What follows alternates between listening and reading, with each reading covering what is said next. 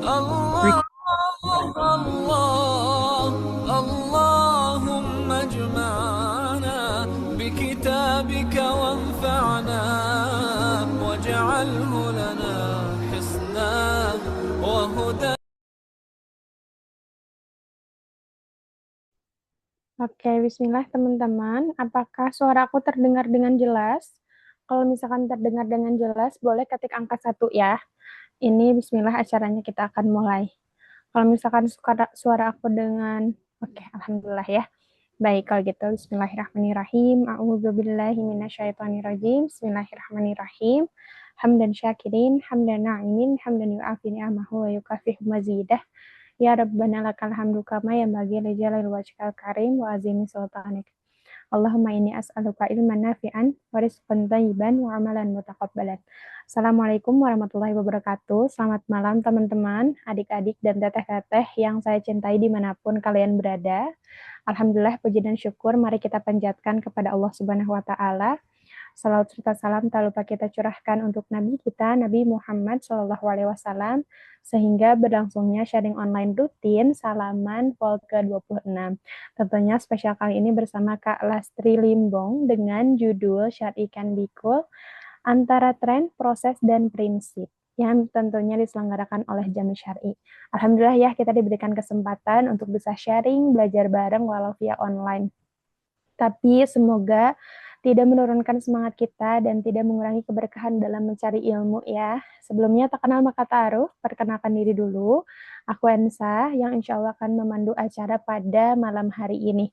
Boleh juga teman-teman silahkan perkenalkan nama dan juga domisili. Contohnya di sini ada Kak Nurul misalkan, dari mana nih? Dari Bandung Kak? Oh benar, Kak Nurul dari Bandung. Masya Allah, Kak Nurulnya ada dua ya, ada Kak Nurul Bandung sama dari mana lagi?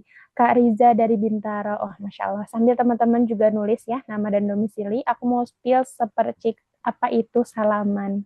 Jadi, salaman itu disingkat atau singkatan dari Sahabat Kola Iman yang diselenggarakan oleh Jami Syar'i, yang dimana Jami Syar'i ini merupakan brand fashion muslimah yang memiliki konsep feminin, minimalis, dan menginspirasi wanita muda muslimah agar bangga tampil syar'i. Masya Allah ya, tentunya kami ingin membersamai teman-teman muslimah di sini semua mendapatkan berbagai ilmu yang relate dengan kehidupan muslimah dari para pemateri yang capable di bidangnya, sehingga peserta menjadi pribadi lebih baik lagi ya, dan mendapatkan teman baru tentunya ya untuk berbagi, lebih mengenal diri sendiri, dan lebih memahami kesulitan sehingga lebih mudah gitu ya mendapatkan solusi dalam permasalahan hidup.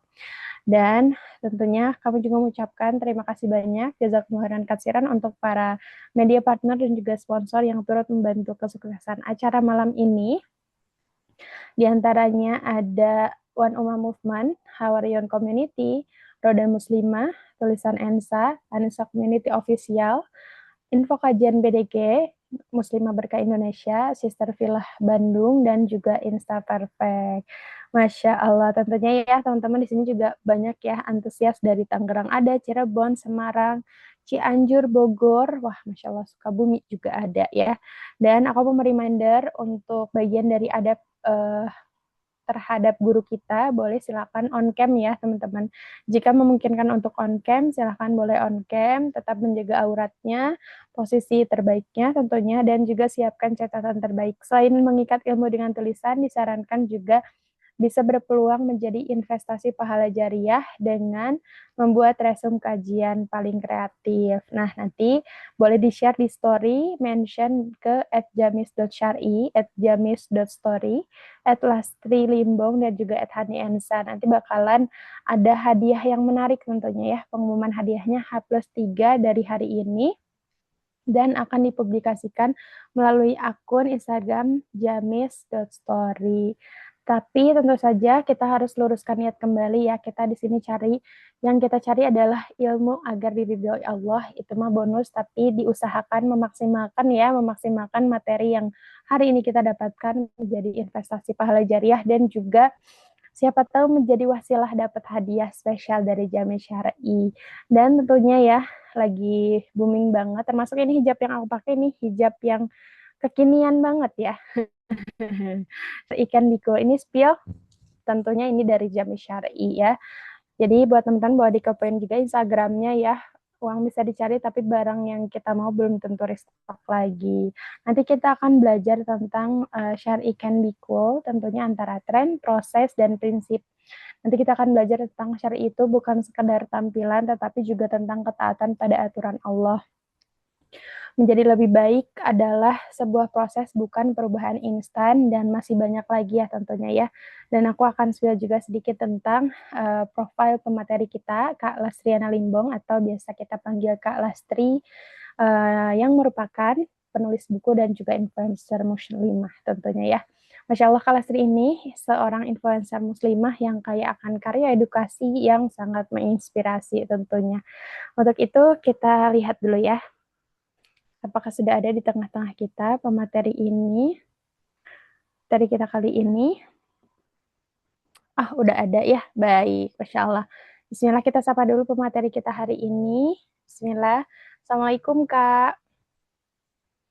Ya, Waalaikumsalam. Maaf sebentar ya, mau ganti background dulu ini. Bingung, udah lama Iya, banget. oke. Boleh, boleh, boleh. Kasih silakan. Sambil aku juga mau reminder untuk teman-teman yang berkenan untuk on cam, silakan boleh on cam ya, karena ini bagian dari adab terhadap guru kita, meskipun ini via online ya, tapi untuk menambah keberkahan lagi, boleh silahkan nyalakan mic-nya, nyalakan kameranya, maaf. Boleh ya, silahkan on cam ya, tapi tetap dengan menjaga aurat kita tentunya ya. Oke, teman-teman, sudah pada siap, sudah pada ready? Kalau misalkan udah ready, boleh ketik angka 6 ya. Udah pada excited banget, berarti ya udah ready. 6, wah, Masya Allah, luar biasa nih ya. Oke, tadi aku lupa menanyakan kabar kalian gimana, boleh di-react dengan emotikonnya. Apakah lagi berbunga-bunga? Apakah lagi sedih gitu ya? Apakah lagi, ya udah biasa aja teh gitu kan. Boleh ya, nih. Kak Reni sedang tersenyum ya, oke. Kak Alia lagi culture-culturenya ya. Oke, lagi sedih. Iya sedih banget. Tentunya kami ucapkan turut berduka cita ya. Kita doakan itu yang qadarullah meninggal mayoritas perempuan ya. Ya Allah, nggak kebayang. Kita doakan doa terbaik untuk saudari kita yang terkena musibah. Semoga Allah berikan tempat sebaik-baiknya tempat. Amin Allahumma amin. Oke, nggak apa-apa Kak, nggak bisa on cam katanya terlanjur pernak-pernik pengediting rambut. Oke, nggak apa-apa Kak, aman. Oke, ya baik. Yang bisa on cam boleh on cam, yang belum bisa on cam nggak apa-apa ya, qadarullah. Oke, sambil menunggu pemateri kita yang masih prepare ya tentunya. Teman-teman, Masya Allah boleh juga dong di-spill kira-kira di sini udah mulai berhijab dari usia berapa nih ya? Kalau aku dari usia 16 tahun, boleh ada juga nih, boleh di-spill ya. 13, ih Masya Allah. Ada pas usia berapa lagi? Usia 14 ya. SMP ya berarti ya. Barakallah. 12 dari kecil Kak. Masya Allah ini luar biasa ya. Semoga Allah istiqomahkan selalu ya. Dan masuk SMP. Mana lagi nih? Oke, dari 2012. Oh, sampai ada ini ya tanggalnya ya. Masya Allah, 2 Mei 2012. Luar biasa. Usia 10 SMP. Ini mayoritas uhti-uhti solihah semua ya. Ini Masya Allah nih ya. Dari SMP nih rata-rata. Masya Allah. Semoga Allah istiqomahkan kita selalu ya. Untuk selalu menjaga hijab kita. Masya Allah. Usia 26. Masya Allah. Usia aku sekarang 26. Masya Allah, dari usia 10 tapi yang benar-benar berhijab banget waktu kelas 2 SMA. Masya Allah, luar biasa ya. Oke, sambil menunggu pemateri kita ya. Oke, kalau Sri nanti kalau misalkan sudah ready boleh langsung aja di on cam ya Kak. Oke, kita sambil nunggu ya pemateri kita ya. Boleh disiapkan catatan terbaiknya. Aku mau merimbain kembali tentunya buat yang bikin resume menarik, kreatif tentunya ya akan berkesempatan mendapatkan hadiah gitu ya. Dan jangan lupa nanti kalau misalkan udah selesai, jangan dulu kemana-mana karena bakalan ada pengisian kuesioner yang dimana nanti bakalan dapet diskon gitu ya, voucher senilai 50.000 tapi syaratnya isi dulu. Jadi nanti jangan buru-buru pergi ya. Seperti itu. Dan nanti juga tentunya ada sesi tanya jawab. Jadi boleh disiapkan pertanyaan terbaiknya. Seperti itu ya. Kakak Oke. admin, Puten. Iya, Ini aku gimana Kak? mau pakai device yang ini, boleh nggak di-unmute? Yang Soliha itu loh. Oh, Solihah, bentar ya. Aku coba ini dulu. Oke, kakak admin mungkin bisa dibantu ya. Aku juga sambil nyari. Ya, udah Oke, ya. Udah sip. nyampe ya. Coba nih. Udah bisa, Kak? Suaranya udah ada Udah. belum? Nah, udah ada suaranya. Sip. Alhamdulillah. Soalnya Ini kalau ya. pakai kamera apa namanya? Kamera laptop tuh burik ya Ya, makanya. iya, benar-benar, Kak. Jadi aku Masya pakai Allah. dua device gitu biasanya kalau. Oh gitu, oke baik, boleh Kak, Masya Allah. Atau mungkin kalau untuk PPT-nya barangkali mau di-share ke admin juga boleh ya Kak ya, biar nanti dibantu untuk, oke, atau boleh kalau misalkan Kakak sudah ready seperti ini juga aman banget. Oke, Masya Allah ya teman-teman, Bismillah kita luruskan niat kembali. Kita sapa dulu Kak Lasri ya. Halo Kakak, apa Halo, kabar? alhamdulillah baik, Mbak.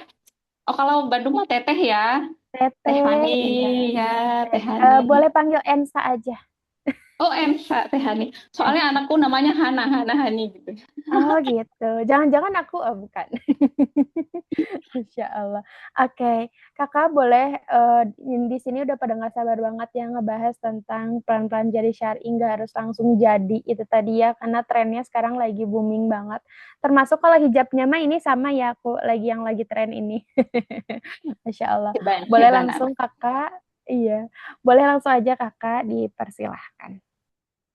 Ya, Bismillahirrahmanirrahim. Assalamualaikum warahmatullahi wabarakatuh. Gimana nih kabarnya teman-teman? Ini banyak ya, nggak dari Bandung aja, tapi mungkin kebanyakan dari Bandung nih ya. Alhamdulillah aku juga dulu pernah jadi warga Bandung nih, selama kurang lebih 4-5 tahun gitu. Aku tuh alumni Telkom, ada yang alumni Telkom juga nggak ya. Perkenalan ya, perkenalkan tadi udah dikenalin belum ya? Ya nggak apa-apa ya kita kenalan lagi. Oh udah ya. Kenalin nama aku Lastri Limbong.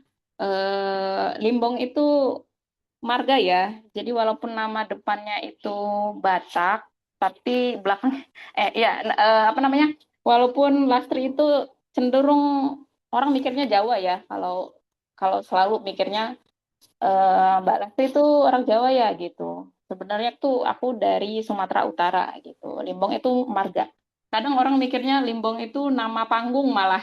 Kayaknya kayaknya bukan nama asli gitu. Karena mungkin jarang ya. Kalau di Jawa tuh orang yang namanya Limbong itu jarang gitu. Eh, tapi itu marga. Jadi aku sukunya suku Batak gitu. Ya, sekarang hari ini tinggal domisilinya itu di Purwakarta. Jadi kita nggak jauh-jauh amat ya dari Bandung paling 2 jam, 1 jam gitu ya.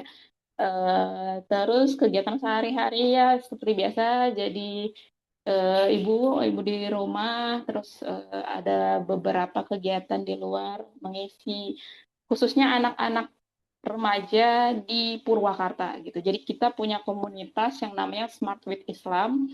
Itu komunitas yang khusus sebagai wadah untuk teman-teman sekolah ya, biasanya siswa gitu ya atau generasi muda lah yang ingin berhijrah, yang mulai ingin apa namanya belajar Islam gitu ya.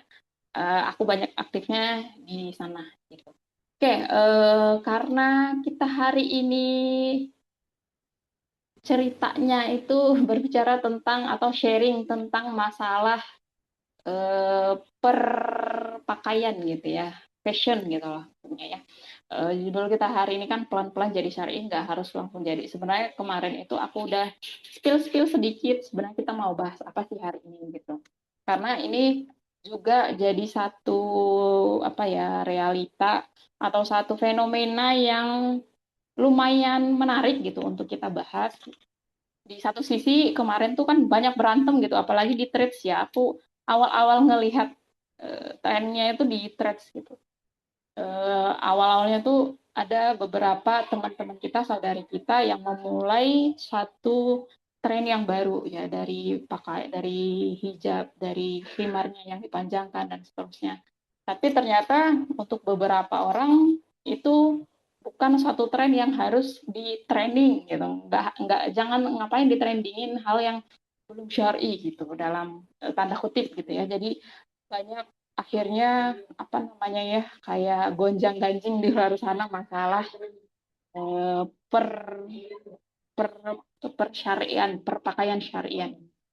Nah, itu yang nanti insya Allah akan kita bahas selama mungkin 1 jam atau beberapa menit ke depan ya. Insya Allah semoga waktunya cukup.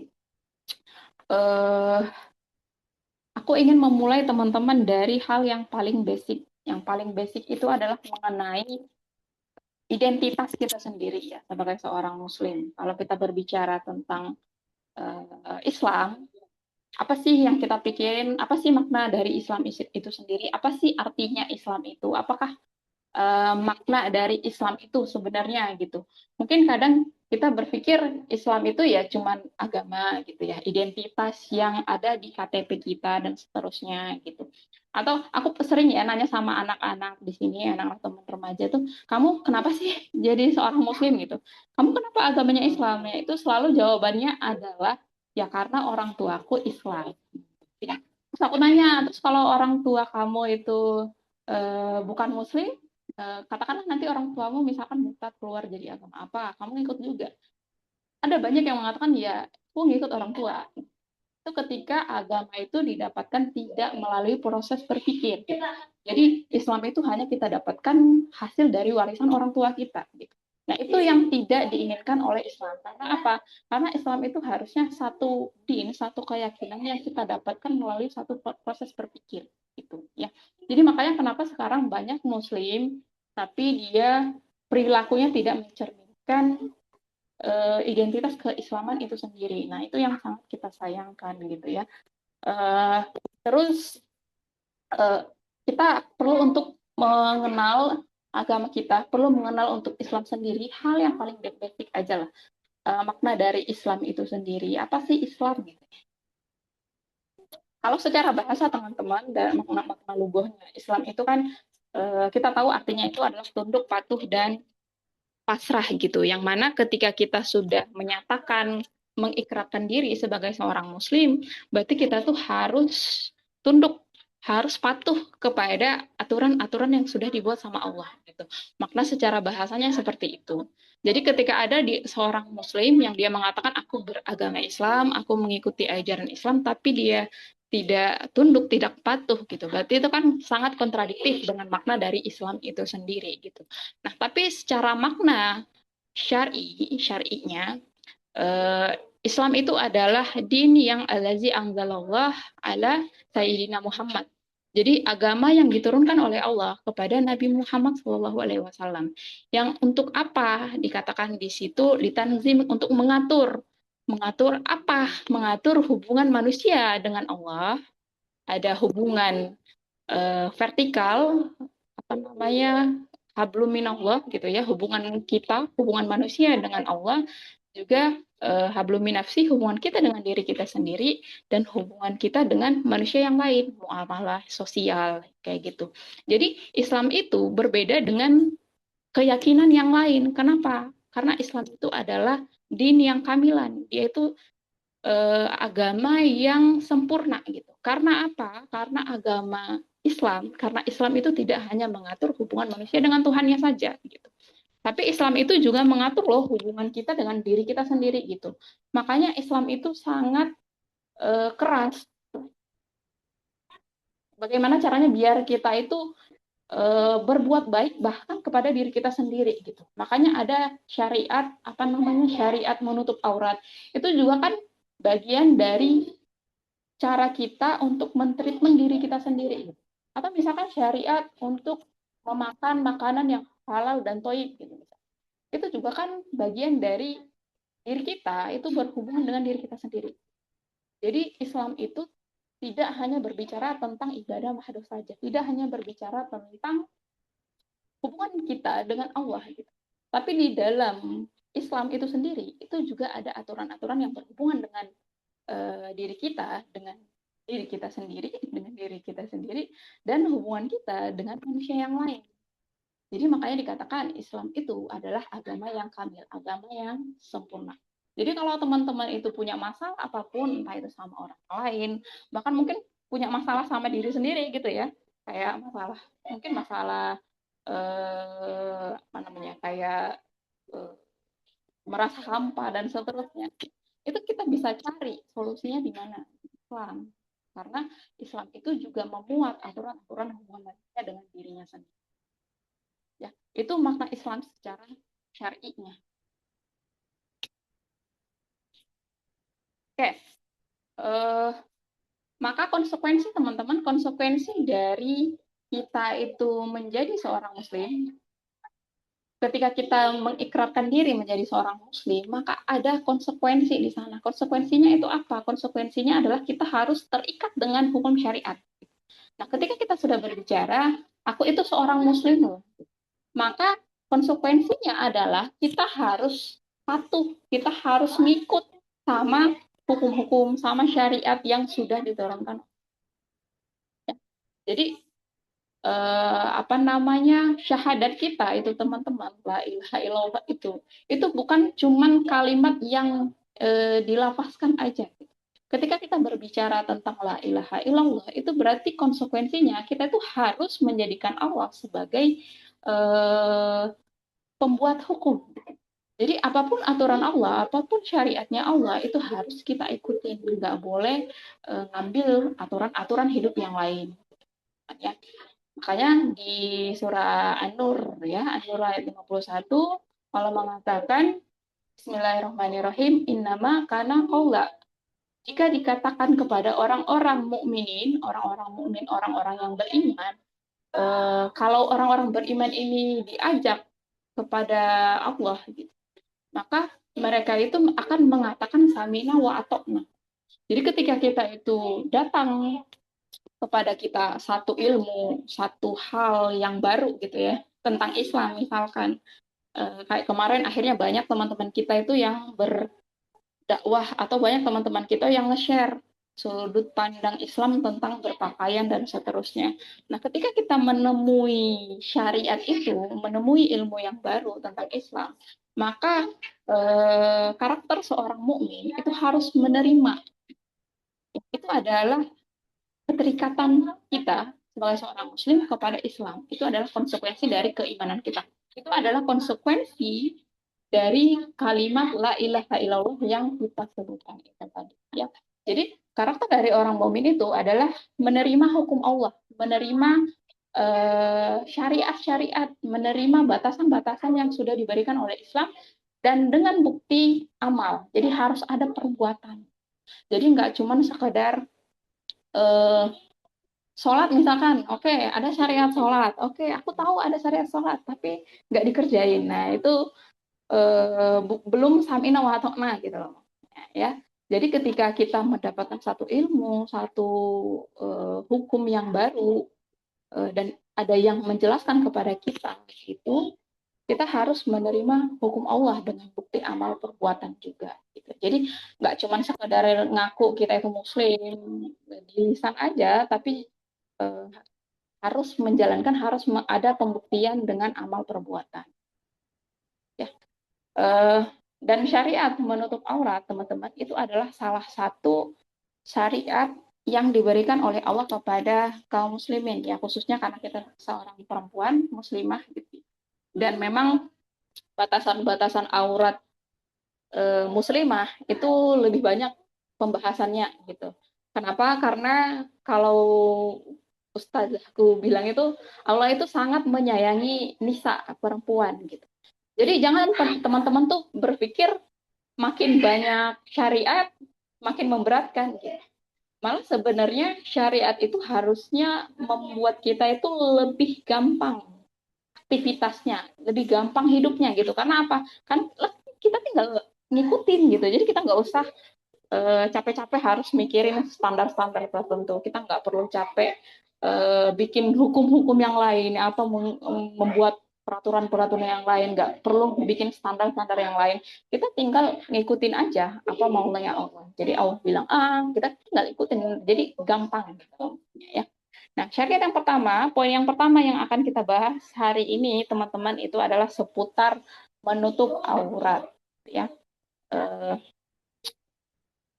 Kelihatan ya, teman-teman? Kecil banget nggak ya tulisannya ya? Semoga kelihatan.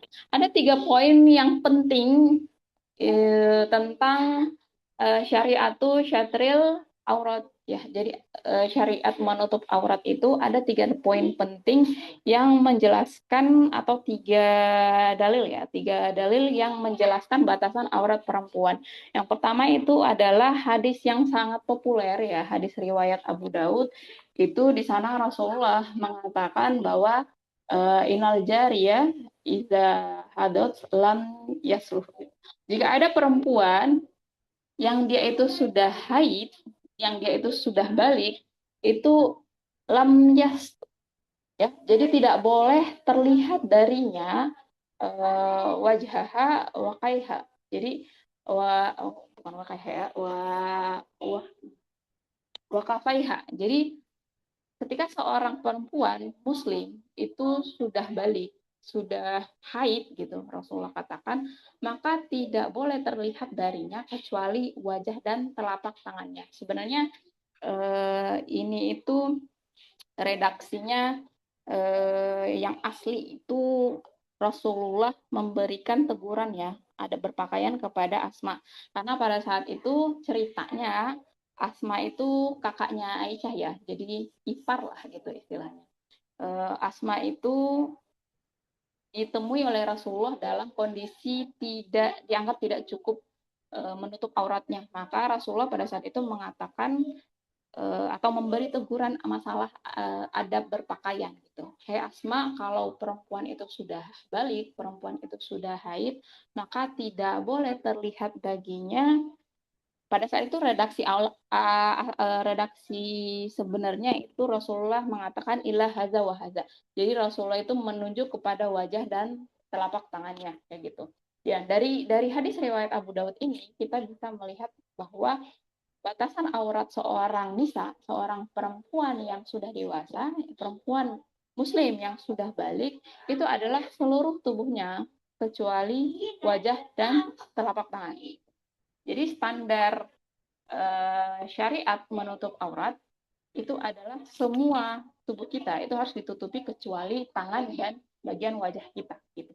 Itu poin yang pertama, masalah menutup aurat. Syariat menutup aurat. Poin yang kedua adalah dijelaskan dalam Al-Majmu' Syar itu oleh Imam An-Nawawi bahwa dikatakan yakun bima yasturu launal basyarah ya. Jadi syarat menutup aurat itu adalah menutupi kulit dengan sesuatu sampai kulit kita itu tidak terlihat gitu. Nah, ini maksudnya konteksnya adalah menutup aurat itu harus menggunakan sesuatu yang tidak menerawang atau tidak tipis gitu. Nah, standarnya itu apa? Standarnya sampai pakaian kita itu atau sampai kain itu yang menutupi aurat kita itu tidak menampakkan kulit kita lagi. Warna kulitnya tuh udah nggak kelihatan. Nah, biasanya ini kan kehati-hatiannya kalau misalkan kita pakai baju ceruti ya biasanya. Ceruti kalau secara apa namanya bentuk kain dia itu kan lebih ringan, terus dia itu lebih sedikit menerawang gitu. Nah, itu keberhati-hatian yang harus kita ambil gitu. Nah, Imam Nawawi mengatakan kalau warna kulitnya itu masih nampak gitu, maka tidak mencukupi syarat menutup aurat gitu. Nah, itu poin yang kedua. Nah, poin yang ketiga adalah ya, sama dalam Al-Majmu' Syar itu Imam Nawawi mengatakan bahwa syarat menutup menutup aurat itu harus menutup bentuk atau ukuran. Jadi kain yang kita gunakan untuk menutup bagian aurat itu tidak boleh ketat gitu. Nah, kalau dia masih menggambarkan ukuran atau bentuk karena dia ngetat gitu, itu tidak mencukupi syarat dari menutup aurat ya. Jadi yang paling dasar paling basic yang perlu kita pahami masalah menutup aurat itu 3 poin ini. Yang pertama, batasan aurat seorang nisa itu adalah seluruh tubuh kecuali wajah dan telapak tangannya. Yang kedua, menutup aurat itu harus tidak boleh menerawang, menggunakan kain atau pakaian yang tidak menerawang.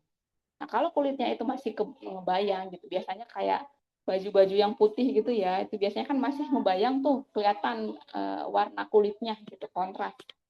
Nah, itu belum mencukupi syarat menutup aurat gitu. Itu yang kedua. Jadi harus menutupi warna kulit. Yang ketiga itu dia harus longgar. Ya. Jadi menyamarkan bentuk atau ukuran tubuh. Nah, kalau dia itu ketat, itu dikatakan oleh Imam Nawawi tidak mencukupi sebagai penutup aurat, gitu maksudnya. Ya, itu ketiga hal yang perlu kita notes masalah syariat menutup aurat gitu. Nah, ini penjelasan ini nanti akan diperkuat dengan sebuah hadis. Ini juga adalah hadis yang sangat populer, teman-teman pasti sering lihat atau sering dengar gitu ya di mana di majelis atau di mana gitu ya di sosial media. Ya, pada saat itu tuh Rasulullah sebenarnya sedang berada di satu majelis memperingatkan para laki-laki untuk tidak melakukan isbal. Isbal itu apa teman-teman? Isbal itu adalah memanjangkan pakaian melewati mata kaki. Nah, karena laki-laki itu kan Allah. Jadi laki-laki itu Rasulullah wanti-wanti gitu maksudnya. Kalian tuh jangan memanjangkan pakaian kalian sampai dia itu melewati batas mata kaki. Dan akhirnya kalian tuh merasa sombong. Ya. Kenapa? Karena pada saat itu teman-teman ada budaya terutama untuk umat-umat yang lain yang ada di daerah Romawi atau di Bizantium gitu ya, atau di Persia. Nah, itu biasanya para bangsawan Bizantium sama Persia pada saat itu tuh suka memanjangkan pakaian mereka. Gitu. Karena apa? Karena itu kayak satu bentuk identitas sosial. Jadi makin makin panjang bajunya gitu ya, makin nyapu lantai, maka mereka itu dikenalnya kelas sosialnya makin tinggi gitu. Karena kain, apalagi kain-kain kayak dulu ya, yang brodor dan seterusnya, itu kan mahal banget. Ya, jadi pakaian panjang yang nyapu lantai itu tuh pakaian yang dianggap bisa menghadirkan kesombongan. Jadi dijadikan simbol kekuasaan, simbol kekayaan, identitas. Gue tuh orang kaya gitu. Itu orang-orang pada saat itu di zaman Rom Bizantium sama Persia, mereka punya kecenderungan seperti itu. Jadi pakaian itu adalah simbol status sosial. Maka Rasulullah itu mewanti-wanti kaum muslimin, terutama ikhwannya pada saat itu. Jangan memanjangkan pakaian kalian sampai melewati batas mata kaki. Nah, pada saat itu Ummu Salamah dia itu mikir kalau batas pakaian kami itu cuma sampai mata kaki, nanti kalau kami jalan kelihatan dong kakinya, ya. Karena waktu itu kan belum ada kaos kaki atau penutup kaki kayak kita zaman modern sekarang itu kan udah banyak. Jadi lantas bagaimana dengan ujung pakaian yang dikenakan oleh para wanita, kata Ummu Salamah kayak gitu. Dia nanya, terus Rasulullah menjawab, ya udah panjangin lagi sejengkal dari mata kaki, kata Rasulullah. Ya. Terus Ummu Salamah jawab lagi, kalau kayak gitu cuma dipanjangin sejengkal nanti masih kelihatan kakinya ya Rasulullah. Kalau jalan itu masih kelihatan.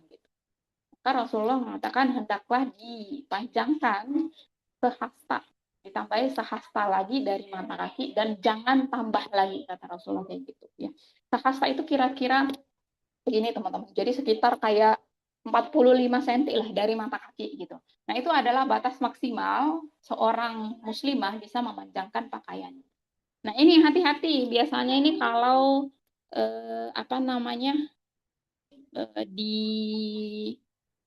pakaian-pakaian nikah biasanya ya. Pakaian-pakaian kondangan itu biasanya hati-hati teman-teman ya. Karena banyak banyak dari pakaian pernikahan kita, terutama yang perempuan, itu tuh terinspirasi dari pakaian-pakaian pakaian-pakaian wedding dress-nya orang-orang barat gitu. Jadi bagian roknya, bagian dress-nya itu dipanjangin, bahkan kadang tuh sampai nyapu-nyapu jalan sepanjang-panjangnya gitu. Makin panjang, makin heboh, makin ditambah lagi kayak apa sih namanya petikot ya, yang kayak kandang ayam itu loh yang makin gede ya. Nah itu kan style-stylenya orang-orang Victorian, orang-orang Barat gitu. Nah, itu hati-hati. Karena Rasulullah mengatakan maksimal itu kalau kita ingin menambahkan, mengulurkan bagian bawah pakaian kita, itu hanya 1 hasta dari mata kaki dan jangan ditambah. Kayak yang digambar itu sudah melewati batas. Jadi hati-hati teman-teman kalau ada nanti yang mau nikah gitu misalkan ya, jangan melewati 1 hasta dari mata kaki. Hasta itu kira-kira 45 cm. Karena apa? Karena Rasulullah takutkan kita tuh merasa sombong dengan pakaian kita. Karena pakaian yang apa namanya ya, yang menyapu lantai itu kan membutuhkan garment yang sangat banyak. Jangan sampai kita tuh merasa kita itu lebih apa ya, cara kelas sosialnya lebih tinggi gitu makanya. Karena itu masalah syarat menutup aurat gitu. Nah, dari hadis ini kita bisa simpulkan juga bahwa kaki itu adalah bagian dari aurat. Jadi dia juga harus kita tutupi. Jadi pertanyaannya teman-teman, ini kalau kita lihat dari tren-tren teman kita yang kemarin, itu apakah pakaian itu menutup aurat? Kalau kita lihat konteksnya dari ketiga poin tadi, ini tambah hadis yang disampaikan oleh Rasulullah dan ditanya langsung oleh Ummu Salamah tadi, maka kita simpulkan bahwa pakaian ini itu menutup aurat, ya. Jadi dan dia apakah memenuhi syarat menutup aurat? Iya. Apakah ini menutup aurat? Pakaian-pakaian teman-teman kita itu menutup aurat? Iya. Ini sudah memenuhi syarat-syarat menutup aurat yang tadi, yang 3 itu. Jadi dia itu kan longgar gitu, nggak yang ngetep-ngetep banget, ya. Pakaiannya longgar, bajunya longgar, celananya longgar, kerudungnya juga longgar gitu ya. Terus dia itu tidak menerawang, terus sudah menutupi semua bagian aurat. Yang terlihat itu hanya wajah dan telapak tangan. Jadi kalau ditanya, apakah ini menutup aurat? Iya, ini menutup aurat. Apakah sah dipakai untuk sholat? Sah, sah. Gitu. Karena apa? Karena syarat sah untuk salah satu syarat sah sholat itu adalah menutup aurat. Jadi perintahnya, tolapnya itu hanya menutup aurat gitu ya. Jadi mau ditutup pakai apapun terserah. Jadi kalau teman-teman itu sholat pakai korden, pakai selimut, pakai apapun, yang penting itu auratnya ketutup, hanya terlihat wajah dan telapak tangan, itu sholatnya sudah sah. Gitu. Jadi kalau teman-teman itu sholat mau pakai celana kah, pakai apa, ya, yang penting itu kulit kita itu tertutupi, pakaiannya longgar dan tidak menampakkan bagian dari aurat. Nah, itu ya. Jadi bisa dipakai salah sah, boleh. Gitu. Karena kemarin itu aku nemu ya, komentar teman-teman itu ada yang heran gitu. Dia pergi ke kemana gitu ya, ke sholat atau kemana. Terus ada muslimah yang sholat pakai celana gitu katanya. Ya, terus dia itu aneh. Kan di situ ada mukena, kenapa nggak pakai ya bu pakai mukena gitu katanya. Ya. Secara syarat sah untuk sholat itu dia sudah sah, sholatnya itu sah. Ya. Nah, pertanyaan selanjutnya, apakah ini adalah pakaian syar'i? Nah, itu yang akan kita bahas selanjutnya. Ya. Coba teman-teman komen-komen, apa menurut kalian teman-teman ini adalah pakaian yang syar'i? Apakah sudah masuk kategori dan seterusnya gitu ya? Karena kalau secara syariat menutup auratnya ini sudah masuk apa namanya sudah memenuhi gitu ya. Tapi pertanyaan selanjutnya, apakah ini adalah pakaian syar'i? Nah, itu yang akan kita bahas selanjutnya. Ya, makanya di kitab An-Nizam Al-Istimai fil Islam dikatakan walidzalika la yasihu ya. Jadi tidak benar jika kita itu atau maudu ya, mencampur adukan pembahasan masalah menutup aurat dengan libsi mar'atifi hayatil am. Pakaian wanita di kehidupan umum atau publik itu tuh berbeda dengan menutup aurat. Jadi konteks menutup aurat itu sebenarnya pembahasan sendiri. Konteks pakaian syar'i, pakaian wanita di kehidupan umum, di kehidupan publik, atau ketika seorang muslimah itu keluar rumah, gitu ya, keluar rumah, itu konteks pakaiannya itu berbeda pembahasannya dengan menutup aurat. Ya, jadi dia itu harus dibahas masing-masing gitu. Makanya tadi aku tuh membahas masalah menutup auratnya dulu. Ya. Karena pakaian wanita di kehidupan umum atau publik itu nanti dia punya dalil sendiri. Jadi harus kita bedakan pembahasannya. Karena berpakaian syar'i itu nanti sudah pasti menutup aurat. Pakaian syar'i itu sudah pasti menutup aurat, tapi menutup aurat itu belum tentu berpakaian syar'i. Nanti apa perbedaannya kita jelasin di belakang ya. Nah, kita masuk ke pembahasan yang kedua. Itu masalah pakaian syar'i seorang muslimah. Ya. Pembahasan masalah pakaian seorang muslimah ketika dia itu keluar dari wilayah kosnya. Jadi ketika seorang muslimah yang sudah balik, ketika dia itu masuk ke wilayah umum atau dalam konteks masuk ke dalam kehidupan sosial gitu ya, itu dia diwajibkan untuk menggunakan satu dress code, yang mana yang paling populer itu adalah ayat Quran surah An-Nur ayat 31, dress code kita ya sebagai seorang muslimah itu ada di Quran surah An-Nur ayat 31 dan Al-Ahzab ayat 59. Nah, itu akan kita bahas satu-satu hari ini ya. Ya, ketika seorang muslimah, teman-teman, ketika seorang perempuan muslim dan yang dia itu sudah balik, ketika dia memasuki al-haya al-amah, kehidupan umum, yang mana di sana itu ada orang-orang ajnabi, orang-orang asing gitu ya, yang bebas berlalu lalang di sana, namanya juga tempat umum gitu kan ya.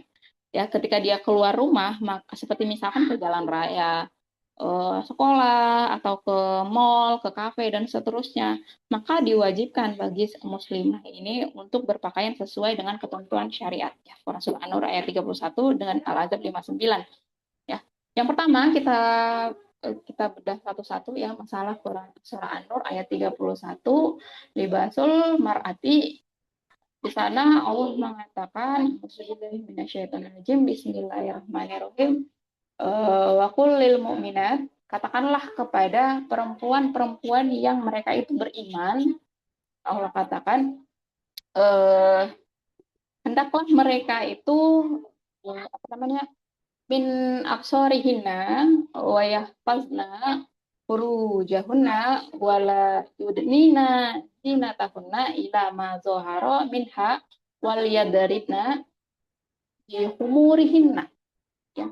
Hendaklah, kata Allah, para perempuan yang beriman itu mengulurkan bihumur. Kita bahas apa itu humur, bihumurihinna ala juyubihinna. Jadi hendaklah perempuan-perempuan yang beriman itu mengulurkan humurnya. Humur itu apa, teman-teman? Humur itu adalah bentuk jamak dari khimar. Kalau khimar pasti semuanya udah paham ya, khimar gitu. Itu juga cukup populer bahasanya gitu. Jadi kalau ada banyak itu namanya khumur gitu. Nah, kalau dia bentuknya satu tunggal itu dia adalah khimar gitu. Kemana? Diulurkan sampai ke juyub. Juyub itu apa, teman-teman? Nah, kita cek ya, lihatnya. Nah, ini waliyadribna bihumurihinna ala juyubihinna ya, dan mereka itu harus mengulurkan khimarnya sampai ke juyub. Teman-teman, sebenarnya ya, kalau kita lihat konteks ayat pada saat itu, orang Arab, perempuan-perempuan Arab pada saat itu ya, itu sebenarnya udah pakai khimar. Jadi mereka tuh sebenarnya udah pakai penutup kepala gitu dari dulu. Gitu. Tapi memang secara fungsi itu berbeda ya, karena fungsi khimar pada masa itu masih menjadi kayak sekedar pelindung dari panas gitu ya. Jadi reaksi terhadap letak geografisnya, karena mereka itu kan berada di tempat yang berdebu gitu, misalkan buat nutup muka gitu. Terus misalkan fungsinya itu untuk aksesoris, untuk nunjukin identitas sosialnya dan seterusnya gitu ya. Jadi sebenarnya perempuan Arab pada saat itu udah pakai khimar, jadi udah pakai penutup kepala gitu. Tapi mereka itu membiarkan apa ya, ketika khimarnya itu dipakai, bagian khimarnya itu mereka taruh ke belakang gitu aja. Nah, kayak yang di foto ya. Jadi bagian khimarnya itu mereka letakkan ke belakang gitu, ya. Jadi konteksnya itu apa namanya? Menarik kalau kita kita cek ya. Jadi makanya ayatnya itu bilang eh, tarik kerudung itu sampai nutupin juyuk gitu. Jadi karena mereka itu sudah pakai, ya itu karena culture dan seterusnya. Jadi Allah itu nggak bilang pakai kerudungnya gitu, karena memang kerudungnya udah dipakai gitu. Tapi Allah itu mengatakan tarik kerudung itu sampai menutupi bagian juyuk kalian. Ya, juyuk itu apa, teman-teman? Juyuk itu adalah parts of cloth, jadi bagian dari pakaian yang dia itu adalah ujung bagian pakaian gitu. Kancing pembuka itu bagian juyuk. Atau ada juga ulama yang menjelaskan juyuk itu adalah dada tempat kalung. Nah, itu adalah bare minimum di mana kita menggunakan khumur atau khimar itu tadi.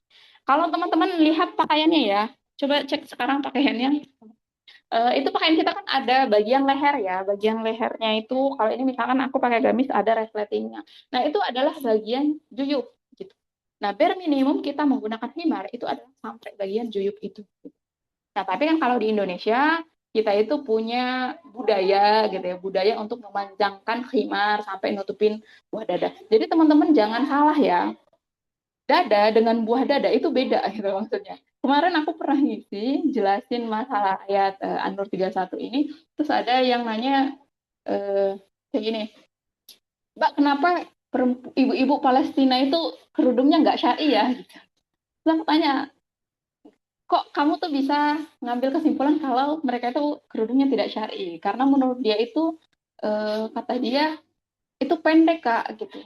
Jadi masih bagian mohon maaf bagian payudara itu kelihatan gitu. Maksudnya tidak tertutupi gitu ya. Nah, kalau kita mengikuti apa namanya tafsir yang disampaikan oleh para ahli tafsir, maka himar itu diujulurkannya itu hanya sampai ke juyuk itu tadi ya. Tapi ini minimal. Adapun budaya kita yang memanjangkan himar, kan kadang kerudung kalau di Indonesia itu kan kadang kerudungnya itu bukan lagi sampai nutupin perut, bahkan ada yang sampai lutut, ada yang mungkin sampai kaki dan seterusnya gitu. Nah, itu satu penjagaan atau kewaraan yang memang juga patut untuk kita apresiasi. Tapi maksudnya kalau kita melihat ada orang yang dia itu pakai khimarnya cuma sampai bagian juyuk ya, sampai nutupin kancing pembuka bajunya, itu sudah masuk ke dalam kategori syar'i. Jadi khimar yang syar'i pakaian gitu. Jadi perubahan konteks khimar itu sebenarnya hanya sedikit kalau kita lihat masalah apa ya, kebiasaan orang Arab, perempuan Arab dulu. Jadi mereka udah pakai, tinggal ditutup aja bagian depannya. Maksud ayatnya tuh seperti itu. Jadi arti ayatnya itu bukan pakai kerudungnya, tapi lebih kepada menyempurnakan, tarik kerudungnya sampai nutup bagian juyuknya. Gitu. Sampai sini paham ya teman-teman? Ya, tapi itu batas minimum loh ya, bukan. Kalau kita lebih nyaman, misalkan, kayaknya aku nggak nyaman kalau buah dadanya atau payudaranya tuh nggak ketutupin. Ya udah sampai perut gitu ya nggak apa-apa, itu juga lebih baik, lebih warok gitu maksudnya ya. Tapi kalau ada teman-teman kita yang masih katakanlah dia hanya sampai pada juyuk ya, nggak usah ada statement-statement yang menghakimi gitu, karena itu juga sudah masuk ke dalam khimar yang syar'i. Itu pembahasan masalah pakaian syar'i yang pertama, teman-teman. Nah, ini pembahasan yang kedua. Jadi tadi pakaian syar'i seorang muslimah, yang pertama itu ada apa, teman-teman? Ada khimarnya, gitu ya. Ada penutup bagian atas, ada khimar. Nah, yang kedua itu adalah Quran Surah Al-Ahzab ayat 59. Nah, ini biasanya yang sering banyak juga apa ya, permasalahan banyak khilaf ya gitu. Banyak yang gonjang-ganjing di sini. Ya, di situ Allah mengatakan ya ayuhan nabi, wahai nabi, kul azwajika dan juga kepada wanita mukminin. Katakanlah kepada perempuan-perempuan yang beriman, mereka itu harus yudnina alaihinna min jalabibihinna. Jadi perempuan-perempuan yang beriman hendaklah mereka itu mengulurkan jalabib mereka. Jalabib itu apa? Jalabib itu adalah bentuk jamak dari jilbab, kata jilbab gitu ya. Kalau jilbabnya banyak, maknanya itu atau kata yang digunakan adalah jalabib gitu. Jadi jalabibihinna itu harus diulurkan gitu. Nah, kita cek lagi apa itu jalabibihinna, apa itu jilbab, karena jilbab di Indonesia teman-teman itu penyebutan jilbab itu sering kita pakai kalau di Indonesia ya, kita sering kita pakai untuk menunjukkan kerudung gitu. Jadi kalau kita di Indonesia bahas masalah jilbab itu selalu mikirnya kita bahas masalah kerudung gitu ya. Jadi ini sebenarnya makna modern di Indonesia yang memiliki pergeseran istilah. Jadi bukan makna asli bahasa Arabnya. Nah, makna asli bahasa Arabnya itu sebenarnya jalabibihinna itu atau jilbab. Kalau di kamus Al-Muhit itu dikatakan jilbab itu adalah khamisu ya. Jadi sebuah khamisu atau khamis baju ausubun ausa'u minal khimar ya. Jadi suatu pakaian yang dia itu lebih besar dari khimar ya. Tadi kan kita udah berbicara tentang khimar. Nah, maka jilbab itu adalah satu pakaian yang dia itu lebih besar dari khimar, teman-teman. Lebih luas gitu.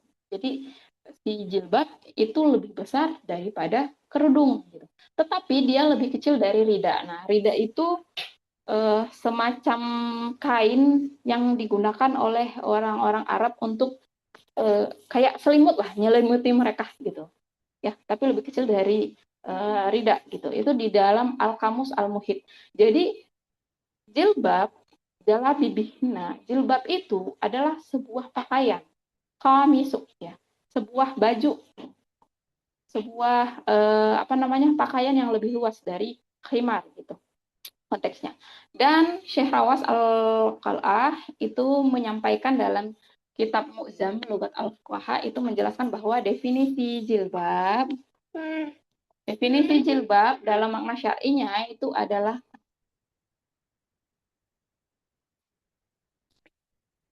jilbab itu adalah dikatakan saubun wasiun ya, pakaian yang dia itu luas dan longgar. Terus dia itu dipakai oleh wanita di atas di atas baju rumahnya. Ya. Coba kita cek lagi ini ayat selanjutnya teman-teman. Ini juga menjelaskan ayat sebelumnya di Quran surah An-Nur ayat 60. Di situ Allah mengatakan bahwa perempuan yang dia itu sudah tua, yang sudah berhenti haidnya. Jadi dia itu udah menopause gitu istilahnya. Yang dia itu udah nggak pengen lagi mau nikah gitu. Jadi udah tua banget, udah renta, udah ini gitu ya. Dia itu nggak pengen lagi nikah, maka tidak dosa bagi dia untuk menanggalkan pakaian luarnya gitu ya. Jadi dari konteks ayat ini kita bisa melihat bahwa pakaian muslimah itu ada pakaian luar, ada pakaian dalamnya. Karena kalau di surat An-Nur ayat 60 ini konteksnya itu Allah berbicara tentang pakaian luar atau pakaian yang kita sering pikirin hari ini gitu. Berarti kan tinggal pakaian dalam gitu maksudnya. Kalau kita kan mikirnya pakaian dalam itu selalu apa? Pakaian dalamnya itu mohon maaf bra gitu ya, celana dalam gitu. Apakah berarti di ayat ini Allah mengatakan ya nggak apa-apa nenek-nenek itu pakai pakaian dalam itu aja ya kan, maksudnya nggak kayak gitu. Makanya kalau kita merujuk ke ayat ini berarti seorang muslimah itu punya pakaian luar yang boleh ditanggalkan atau boleh tidak dipakai lagi ketika dia sudah menopause, dan ada pakaian dalam ya. Pakaian dalam di sini itu istilahnya adalah sebuah mihnah. Mihnah itu maksudnya apa? Dia adalah pakaian yang kita gunakan di rumah. Nah, di rumah kita teman-teman pakai baju apa? Kan pakai daster, pakai kaos, pakai celana gitu ya. Nah, itu adalah pakaian dalam kalau dalam konteks kita mempelajari pakaian muslimah. Jadi baju rumah itu baju rumah kita ya kayak daster atau apalah kita pakai sekarang. Pakaian rumah kita atau yang disebut sebagai mihna itu adalah pakaian dalam. Nanti si jilbab, pakaian longgar yang tadi itu digunakan di atas pakaian rumah kita gitu. Makanya teman-teman kalau sering lihat ya teman-teman kita yang di Arab gitu misalkan, itu kalau mereka hajatan, mereka datang ke acara pernikahan gitu kan, karena apa namanya hajatan atau walimah itu secara syariatnya memang harus dipisahkan ya antara ikhwan dan nisanya gitu. Jadi nisa itu punya gedung sendiri atau punya tempat sendiri, tamunya datang, jadi semuanya tuh perempuan. Yang ikhwan juga, yang rijal seperti itu. Nah, mereka itu punya apa ya? Punya kebiasaan. Ketika mereka itu nyampe ke pesta itu, mereka tuh membuka jilbab-jilbab mereka. Jadi jilbab itu sebenarnya fungsinya sebagai kayak mantel buat kita ketika keluar rumah gitu. Yang mana kita pakai ketika kita akan pergi dan akan kita buka ketika kita sudah sampai ke tempat yang kita tuju, dan di sana itu memang wilayah yang bukan wilayah umum ya. Misalnya kita main ke rumah teman gitu misalkan. Itu kita boleh membuka jilbab kita gitu. Dan kalau kita pakai pakaian rumah atau mihna tadi kan berarti kita kan nggak perlu lagi harus apa namanya ganti pakai baju. Kalau sekarang kan mungkin orang-orang konteksnya kalau pakai gamis itu kan di dalamnya dia udah nggak pakai baju lagi sih kayaknya ya. Aku nggak tahu kalau teman-teman kayak gimana. Nah kayak gitu. Jadi orang-orang Arab itu teman-teman ketika mereka itu walimah, mereka itu pergi hajatan gitu, itu mereka akan menggunakan jilbab mereka. Nah ketika mereka sampai ke gedung nisa khusus perempuan, itu nanti jilbabnya itu mereka buka, terus mereka itu udah pakai pakai pakaian pesta gitu di dalam gitu, yang pakai dress, yang pokoknya cakep-cakep lah pokoknya. Terus mereka buka khimar mereka, mereka buka jilbab mereka karena memang konteksnya pada saat itu satu gedung itu isinya semuanya nisa dan kita itu diperbolehkan untuk membuka jilbab kita. Kita diperbolehkan untuk membuka pakaian luar kita gitu dan menyisakan pakaian di dalam gitu. Makanya mereka itu kalau kita ngikutin syariat itu sebenarnya kehidupan kita tuh lebih gampang gitu. Ya.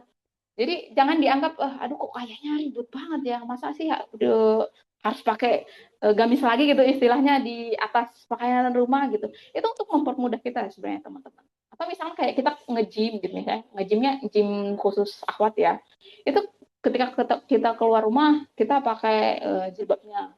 Ketika kita sampai ke gym itu misalkan atau ke tempat-tempat mana lah yang dia itu khusus akhwat, itu kita boleh untuk membuka jilbab kita. Ya, konteksnya jilbab itu seperti itu teman-teman. Jadi sebagai outerwear, pakaian luar yang menutupi pakaian dalam kita, pakaian rumah kita. Nah, kalau kita lihat dari Quran Surah An-Nur 60 ini, maka orang-orang yang dia itu sudah lanjut usia, dia itu sudah nenek-nenek, tidak mau menikah lagi, sudah menopause, maka dia bisa untuk tidak perlu menggunakan jilbab. Jadi dia itu hanya dikenai kewajiban untuk menutup aurat. Jadi pakaian syar'inya itu nggak dipakai, nggak apa-apa. Maksudnya itu dia nggak perlu untuk menggunakan jilbab lagi. Itu ya. Oke, nah ini biar gampang kebayangnya kayak gini teman-teman. Ya kita outfit check dulu. Gitu. Yang pertama ada Quran Surah An 60 tadi berbicara tentang pakaian dalam dan pakaian luar. Mihna atau pakaian rumah itu kita pakai di rumah sehari-hari dan itu bentuknya bebas mau apapun. Kalau misalkan teman-teman baru nikah tinggalnya cuman sama suami, mau pakai hoten mau pakai apa nggak pakai baju gitu ya, pakaian-pakaian yang kita pakai di rumah gitu. Nah ketika kita nanti mau keluar rumah atau masuk ke dalam wilayah umum, ke wilayah publik, kehidupan al-hayah al-ammah, itu kita wajib menggunakan jilbab dan khimar sesuai dengan Quran Surah An-Nur 31 dan Al-Ahzab 59 tadi. Gitu ya. Jadi jilbab itu sebagai pakaian luar yang kita pakai. Ditambah khimarnya untuk nutupin bagian atas. Nah, itu kaos kaki ini juga sering ini disalahpahami ya. Sebenarnya kaos kaki itu tidak wajib. Yang wajib itu adalah menutup kakinya. Gitu. Jadi kalau kalian punya option yang lain, misalkan nggak pakai kaos kaki, ya pakai apa sarung yang lain, atau mungkin pakai sepatu boots gitu, ya itu juga boleh, silahkan, selama dia itu menutupi bagian kaki. Atau kalau gamis kalian itu panjang banget gitu, misalkan, dan kalian tuh bisa meyakinkan diri bahwa kaki kalian nggak akan kelihatan kalau lagi jalan gitu. Ya nggak apa-apa sebenarnya kalau nggak pakai kaos kaki. Gitu. Ya, nah itu silakan dicek nanti ya outfitnya. Nah berbeda dengan si ibu-ibu yang sudah tidak haid tadi, sesuai dengan Quran Surah An-Nur 60, maka dia itu kewajiban untuk menggunakan jalabibi hinanya, jilbabnya, itu sudah tidak dikenai untuk orang-orang yang sudah menopause atau dia tidak mau nikah lagi dan sudah berhenti reproduksinya gitu. Jadi dia itu ketika keluar rumah hanya dituntut untuk menutup aurat, dan cara nutup auratnya itu bebas. Mau dia pakai baju tidur keluar gitu ya, bentuknya dia tinggal pakai kerudung gitu ya, biasanya nenek-nenek kayak gitu ya, keluar pakai daster gitu ya, tinggal pakai kerudung yang panjang, silahkan bebas gitu ya. Itu masalah khimar dan jilbab. Nah ini juga ada satu hadis yang penting banget untuk kita bahas ya. Di situ Rasulullah memerintahkan perempuan-perempuan untuk keluar ketika Idul Fitri ataupun Idul Adha. Nah, ketika apa namanya, pada saat itu ternyata ada perempuan-perempuan yang dia itu haid gitu misalkan ya. Nah, itu kan mereka nggak ikut sholat Id. Gitu. Tapi Rasulullah itu memerintahkan perempuan-perempuan yang bahkan dia itu lagi menstruasi kah, lagi apa, itu harus keluar dari rumahnya dan mendengarkan khutbah gitu. Ya. Tapi pada saat itu dikatakan bahwa ada saudara kami gitu. Ternyata ada perempuan-perempuan ini yang mereka itu tidak memiliki jilbab gitu. Ihdana la yakunu laha jilbabun katanya gitu. Ya. Jadi ada Rasulullah, saudara kami itu yang dia itu tidak punya jilbab. Maka apa yang disampaikan oleh Rasulullah? Rasulullah jawab, ya udah, kalau teman kalian atau saudari kalian itu tidak punya jilbab, maka pinjemin gitu ya. Jadi konteksnya adalah dari hadis ini kita bisa membaca bahwa ketika perempuan ingin keluar dari rumahnya memasuki wilayah umum, itu dia wajib menggunakan jilbab itu tadi. Karena ketika ada sahabiah yang mengatakan, saudaraku atau temanku tuh nggak punya jilbab ya Rasulullah gitu. Rasulullah tuh nggak bilang, ya udah pakai apa aja yang menutup aurat, enggak. Rasulullah nggak bilang gitu, tapi Rasulullah memerintahkan temannya itu untuk meminjamkan. Hendaklah saudaranya meminjamkan atau memakaikan jilbab miliknya gitu. Ya pinjemin, kalau saudari kalian nggak punya ya pinjemin gitu. Ya. Jadi poin penting dari hadis ini teman-teman bahwa kewajiban jilbab adalah ketika seorang wanita muslimah itu pengen keluar rumah, ketika dia memasuki kehidupan ammah ya. Jadi walaupun dia itu nggak punya jilbab, dia itu nggak punya kamis tadi, solusinya itu bukan keluar tanpa jilbab, tapi dipinjami oleh saudaranya gitu. Sampai Rasulullah suruh minjem ya. Nah, identitas pakaian di sini teman-teman kita bisa lihat bahwa jilbab dalam hadis ini dipahami sebagai pakaian outer, pakaian luar gitu. Pada saat itu ketika para sahabiah itu mengatakan ada ukti kami, ada saudara perempuan kami yang nggak punya jilbab, bukan berarti dia nggak pakai baju sama sekali gitu. Maksudnya itu dia nggak punya pakaian untuk keluar, ya. Dia nggak punya outerwear itu untuk menutupi seluruh tubuhnya, gitu. Ya. Dan korinahnya menunjukkan bahwa perintah yang ada dalam hadis ini itu wajib. Artinya seorang wanita itu wajib mengenakan jilbab di atas pakaian kesehariannya, pakaian rumahnya ketika hendak keluar rumah.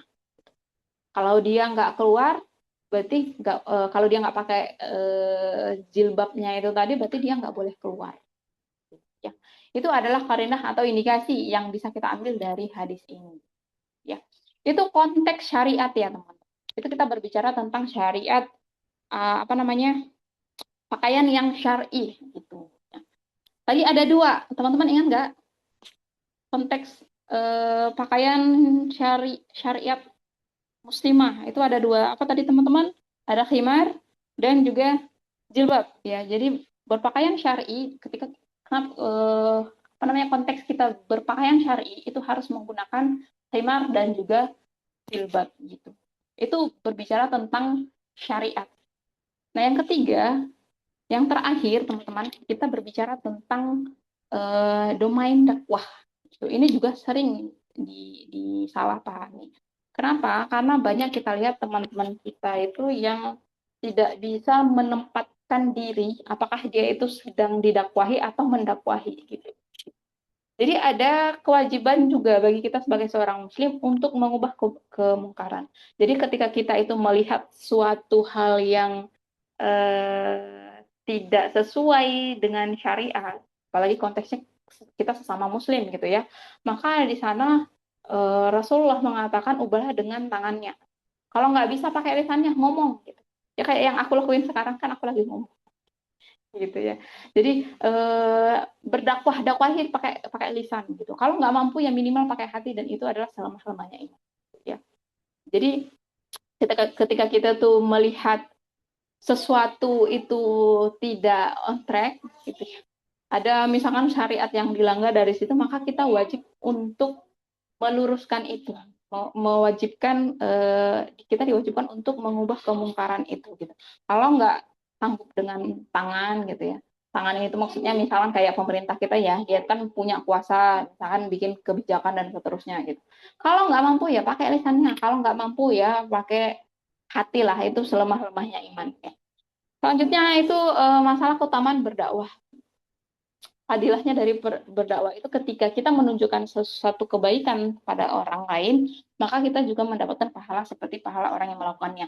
Ketika teman-teman kita itu berdakwah, kita menunjuki satu syariat, suatu hukum kepada saudara kita, dan dia itu akhirnya berbuat sesuai dengan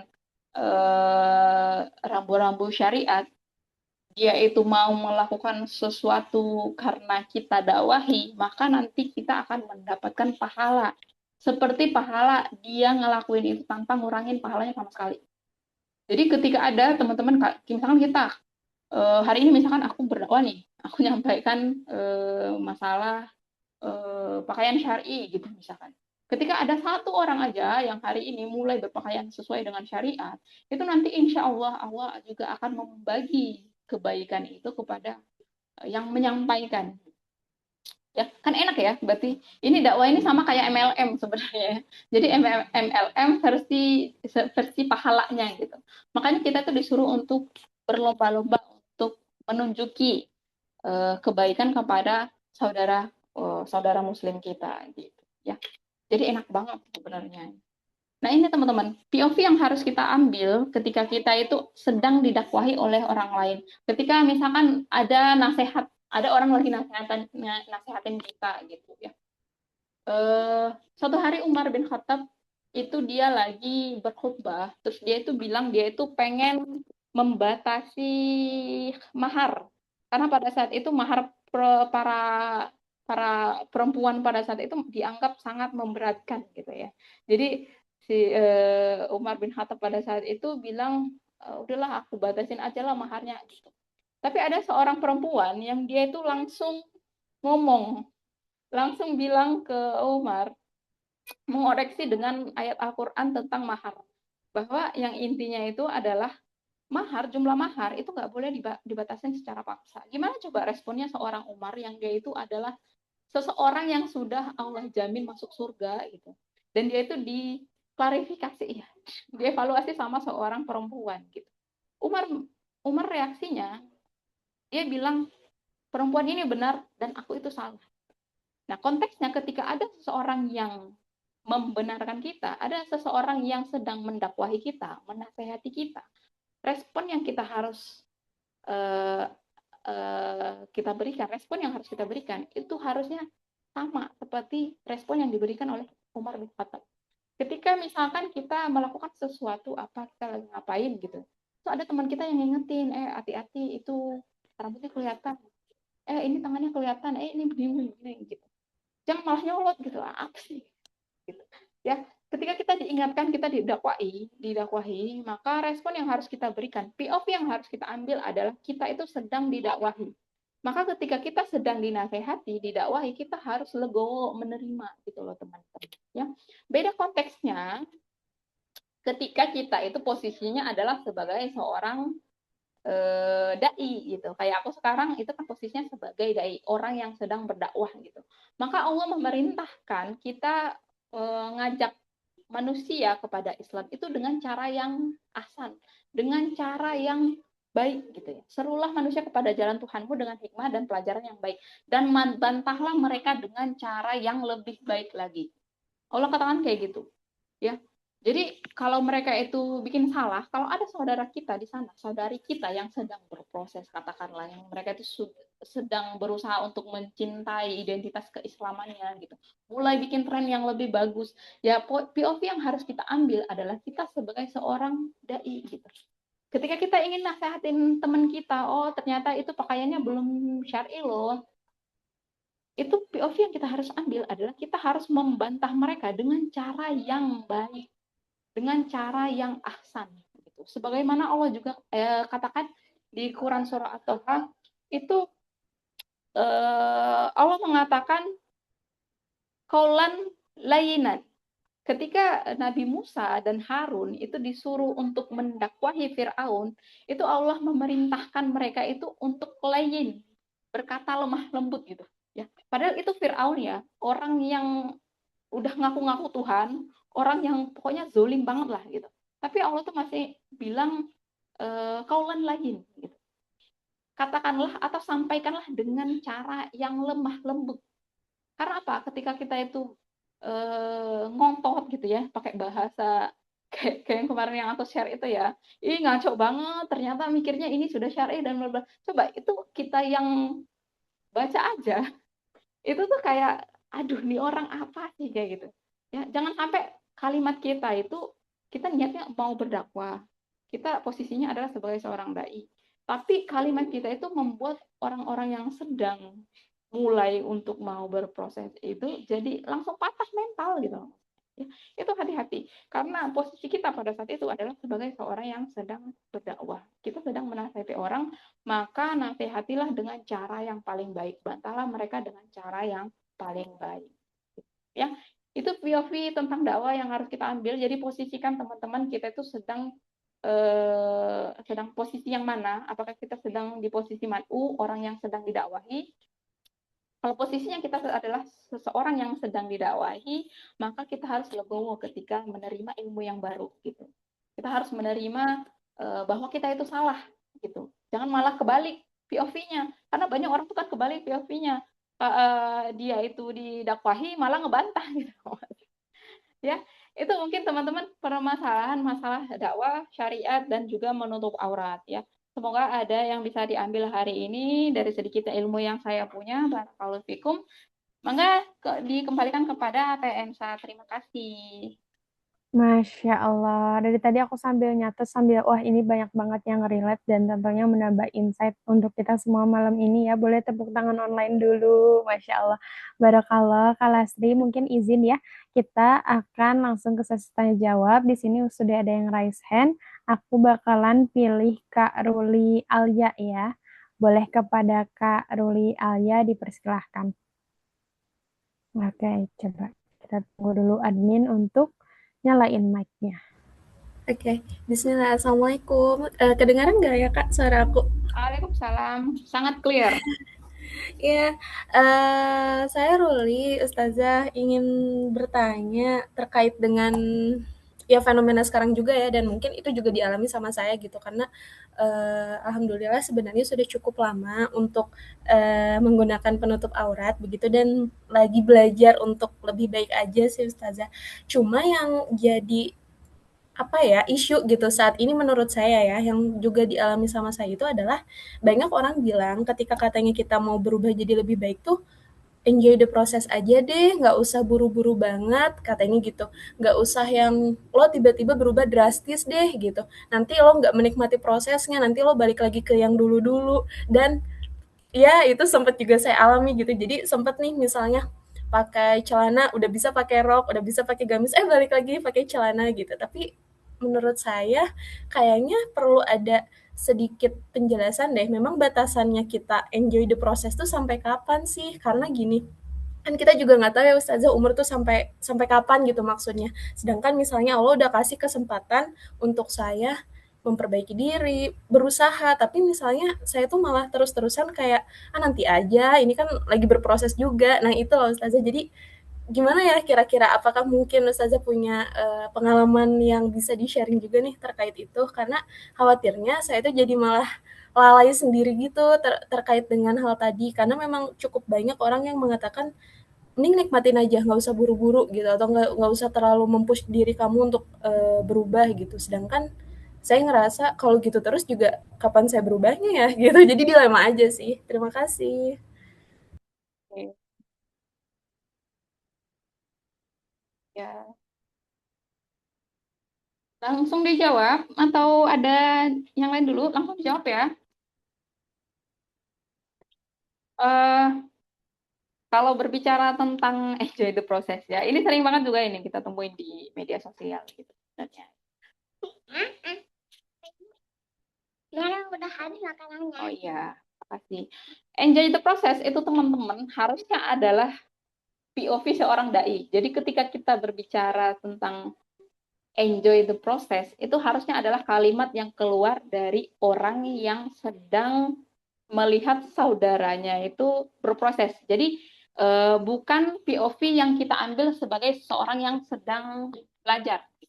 Nah, kalau POV kita pribadi, sudut pandang kita pribadi, misalkan ya, kayak tadi aku juga nggak istilahnya nggak langsung kayak sekarang kok, nggak langsung jadi kayak ustazah apa gitu ya. Dulu juga punya timeline yang sangat panjang gitu loh maksudnya ya. Tapi kalau kita berbicara tentang masalah proses, selama kita itu sedang berhijrah gitu, katakanlah dari satu bentukan kita yang dulu itu sangat tidak islami gitu lah. Nah, kalau sudut pandang yang kita ambil sebagai diri kita sendiri itu harusnya adalah POV kita itu harus segera harus evaluasi diri gitu loh, maksudnya harus cepetan belajarnya gitu. Jadi bukan malah enjoy the process itu jadi dalil buat kita itu nggak berprogres gitu loh maksudnya. Oh nggak ya Mbak? Jadi misalkan ada konteks enjoy the process deh. Nanti kalau tiba-tiba 180 derajat itu nanti takutnya kamu di tengah-tengah itu akhirnya berhenti gitu misalkan ya. Itu adalah nasihat yang boleh atau POV yang boleh diberikan. Misalkan aku mendakwai teh, siapa tadi namanya teh Afi. Ada si A misalkan dia itu sedang temanku, dia itu dulunya nggak berhijab gitu misalkan. Terus dia itu sedang aku lihat kayak pelan-pelan lagi pengen berubah, pengen berhijab dan seterusnya gitu. Enjoy the process itu harusnya adalah POV dari aku sebagai teman yang sedang menemani temanku dalam prosesnya berhijrah gitu. Jadi nggak boleh kita ngambil statement enjoy the process untuk membenarkan keterlambatan kita gitu. Malah kalau kita secara individu, kita sendiri, sudut pandang yang harus kita ambil adalah kita harus cepat-cepat, kita harus buru-buru belajar, kita harus buru-buru berubah. Kita tuh udah syar'i evaluasi diri gitu. Jadi makanya aku bilang keras ke diri sendiri. Gitu. Terus kita itu harus dengan hikmah ke orang lain gitu. Nah, ketika kita sekarang sedang berusaha untuk menjadi seorang muslimah yang lebih baik, maka sudut pandang kita adalah aku harus berprogres segera. Malah aku harus banyak-banyak nyari, aku harus buru-buruan nih, apalagi yang belum aku pelajarin tentang Islam.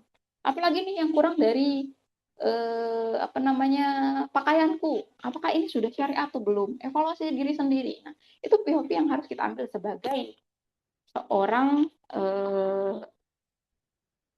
muslimah, seorang diri kita sendiri gitu, seorang matu gitulah istilahnya.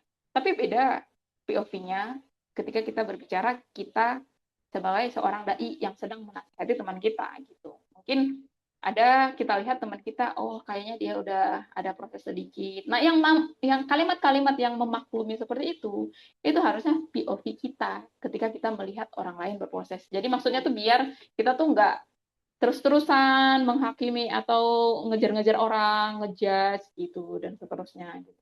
Itu mungkin yang bisa aku share ya, Teh. Aku mau share sedikit. Ini masalah proses ya, masalah prosesku juga. Jadi dulu itu sebelum aku akhirnya ngaji gitu ya, itu kakakku duluan yang ngaji. Nah, dulu kan biasalah ya, kalau dulu ceban gitu namanya, cewek Bandung gitu. Tiba-tiba kuliah ke Bandung, terus di Bandung tuh kan kayak pergaulannya gimana-gimana gitu ya. Jadi pengen jadi anak yang stylish dan seterusnya, apalagi K-popers gitu ya, pakaiannya ke kampus tuh pakai pakai pakai ya Korean style lah gitu.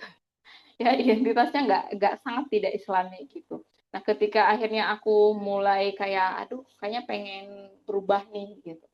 Aku udah di titik itu tuh udah kayak pengen berubah nih kayaknya hijaban lah kerudung lah gitu ya. Nah kakak aku ini dia udah berubah by the way sekarang ya nggak kayak gitu lagi. Jadi kakak aku ini yang duluan dia itu ngaji mungkin karena punya namanya ya pengen adanya tuh buru-buru gitu loh ya.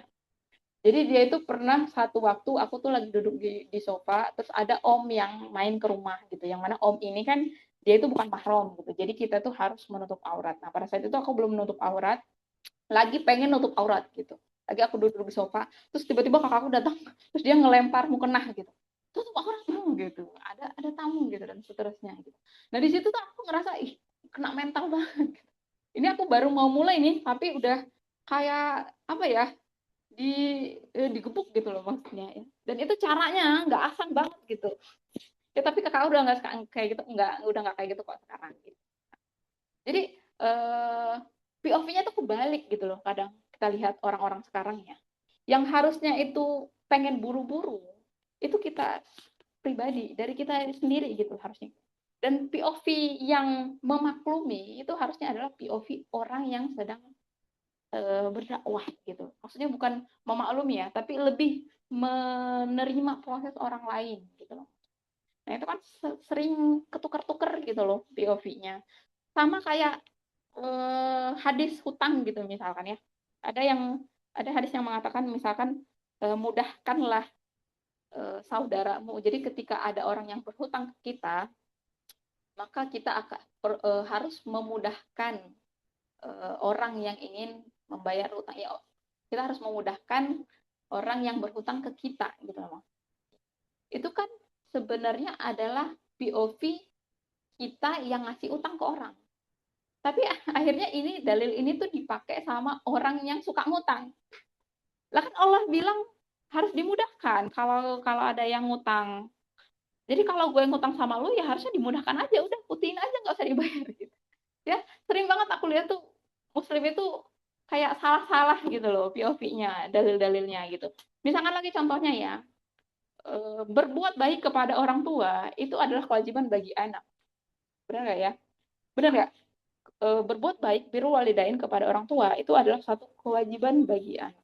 Jadi kita sebagai anak posisinya itu harus berbuat baik kepada orang tua. Mau kayak gimana pun orang tuanya kita.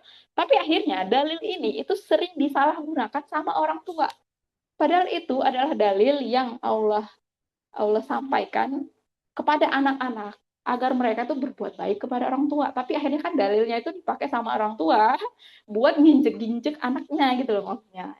Jadi kadang tuh POV-nya suka ketuker gitu loh maksudnya. Makanya kemarin itu aku akhirnya nulis kayak gitu kan. Jadi kita tuh harus punya sudut pandang yang pas. Kita tuh posisinya sedang apa? Apa kita tuh sedang menjadi mat'u, orang yang sedang didakwahi. Jadi konteksnya kayak gini, teman-teman kita yang culture ini, itu kan banyak yang mendakwahi di sosial media dan seterusnya gitu. Nah kalau posisinya kita itu ada yang mendakwahi, kita tuh nggak boleh ngerasa nggak terima gitu loh maksudnya. Karena itu ada saudara kita sedang mendakwahi kita, menyampaikan, oh ini belum syar'i dan seterusnya gitu.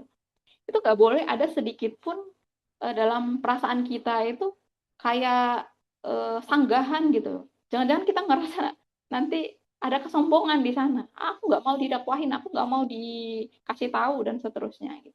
Nah, gitu juga ketika kita posisinya adalah seorang dai, orang yang sedang berdakwah. Kalau teman-teman melihat ada kemungkaran, ada yang salah dari teman-teman kita yang sedang berhijrah itu, maka sampaikanlah bil hikmah dengan perkataan yang baik. Jangan sampai ada sedikit dalam secuil dalam hati kita itu ana khairum minhu. Itu berbahaya, teman-teman. Ketika kita tuh merasa kita tuh udah lebih syar'i dari dia, kita tuh udah lebih banyak ilmunya, kita tuh udah lebih baik dari dia. Nah, itu hati-hati gitu. Karena apa? Karena ketukar-tukar gitu maksudnya ya. Pemikirannya, POV-nya itu ketukar-tukar gitu. Itu ya, Mbak, semoga bisa dipahami dari tadi ya, yakin bisa memahami apa yang sesuai posisinya lah. Jadi kalau kita sekarang sedang berhijrah, itu POV yang harus kita punya itu adalah harus bersegera buru-buru gitu. Karena tadi Mbaknya bilang kan kita nggak tahu waktunya kapan, kita tuh bisa aja mati nanti besok atau seterusnya gitu. Benar, itu adalah POV yang harus kita ambil sebagai seorang yang sedang berhijrah ya, Mbak Ruli ya. Sedangkan yang tadi enjoy the process itu adalah kalimat yang memang harus diambil oleh orang yang sedang menyemangati kita ketika kita sedang berusaha untuk menjadi lebih baik. Terima kasih Mbak Ruli ya. Selanjutnya mungkin ada yang lain. Masya Allah, semoga terjawab ya, Teh Ruli. Ya, baik. Selanjutnya untuk Teh Febi Riyadul, boleh silahkan dinyalakan ya mic-nya.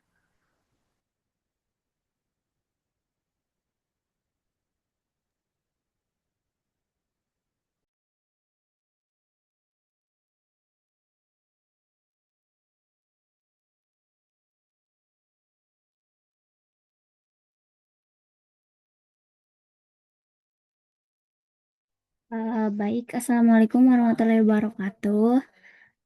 Perkenalkan, saya Pebi. Izin bertanya ya Ustazah. Eh, Sebelumnya saya mau sedikit cerita dulu. Eh, Sekarang saya tuh lagi kuliah. Nah, kan kalau misalkan kuliah tuh lingkungannya tuh banyak ya, banyak yang berbeda-beda gitu. Nah, saya tuh di sini masih bingung bagaimana cara menjaga konsisten berhijab syar'i itu di lingkungan yang emang berbalik sama kita. Jadi eh, sedangkan apa namanya tuh kita tuh pengennya tuh hijab syar'i terus, sedangkan lingkungan kita tuh kurang gitu. Eh, Cukup.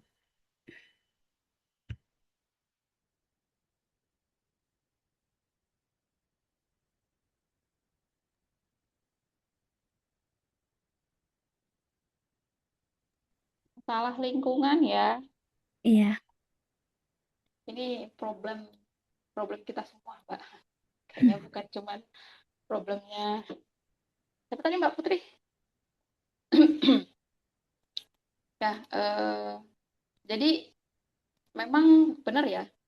Jadi kalau kita itu jadi orang yang alim sendiri atau orang yang terasing di tengah orang-orang yang ya belum apa namanya ya belum ideal gitu ya, itu memang jadi satu PR yang sangat besar. Pertama dari sisi godaan ya, itu tentu sangat besar gitu. Kalau kita itu sering bersama atau bergaul dengan teman-teman yang mereka itu secara mahfum, secara ilmu aja itu mereka kurang, misalkan mahfum Islamnya gitu, atau kita temenan sama mereka yang tidak sholat gitu misalkan, itu susah banget kayaknya buat berangkat sholat itu nanti karena sendiri itu nggak enak emang. Makanya Rasulullah katakan dalam satu hadis, hati-hati ketika hati-hati memilih orang yang dekat dengan kalian. Ya. Rasulullah bilang cara terbaik untuk memilih teman itu seperti kita itu berteman dengan seorang penjual parfum. Ketika kita tuh berteman sama seorang penjual parfum, maka sedikit sedikitnya kalian itu akan terbawa sama harumnya gitu. Karena ketika dia itu jualan parfum gitu istilahnya ya, mungkin nanti kita kena percik wanginya sedikit gitu. Jadi kita itu juga ikut wangi gitu. Dan itu sangat kontras dengan yang satunya. Ketika kita itu berteman dengan orang yang buruk, kata Rasulullah, itu seperti kita itu berteman dengan orang-orang yang pandai besi. Yang dia itu kerjanya itu di dekat api. Ya, kalau kita itu nggak ikut keringatan karena di sana banyak api gitu ya, besinya itu dipukul-pukul dan seterusnya. At least baju kita itu nanti akan sedikit kebakar sama apinya, bara apinya kena dikit-dikit gitu apinya. Gitu. Atau kita seenggaknya bau keringet lah gitu maksudnya. Jadi lingkungan itu emang sangat mempengaruhi proses kita gitu. Makanya Rasulullah katakan kita itu harus bareng-bareng gitu loh. Ketika kalian itu sudah ingin berubah dari satu kondisi kepada kondisi yang baru, yang lebih baik gitu, maka kalian itu juga harus mencari circle yang baru, yang mereka itu tuh bisa mendukung progres kita. Misalkan di kampus, kalau di kampus itu lebih gampang sekarang ya, kalau sekarang.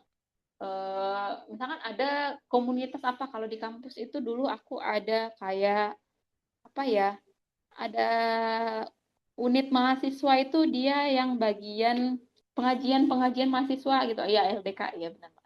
Karena aku dulu pas di kampus belum belum masuk kayak gitu, belum ngaji gitu loh maksudnya ya. Nah, ada teman-teman yang kayak gitu yang secara mafhum, secara ilmu, secara pengetahuan Islamnya mereka lebih oke mungkin dibandingkan orang-orang yang di kelas kita yang katakanlah mungkin mereka belum banyak mengenal Islam. Maka dekati orang-orang yang seperti itu, cari circle baru, cari apa ya, lingkungan baru yang memang mereka itu bisa mendukung proses kita gitu ya. Jadi temen itu menentukan banget kita itu bertahannya berapa lama gitu. Karena kalau kita temenannya sama orang-orang yang tidak satu visi sama kita, itu lambat cepat atau lambat itu pasti nanti kita akan mengikuti mereka atau setidaknya kita kena percikan subhat-subhatnya gitu maksudnya.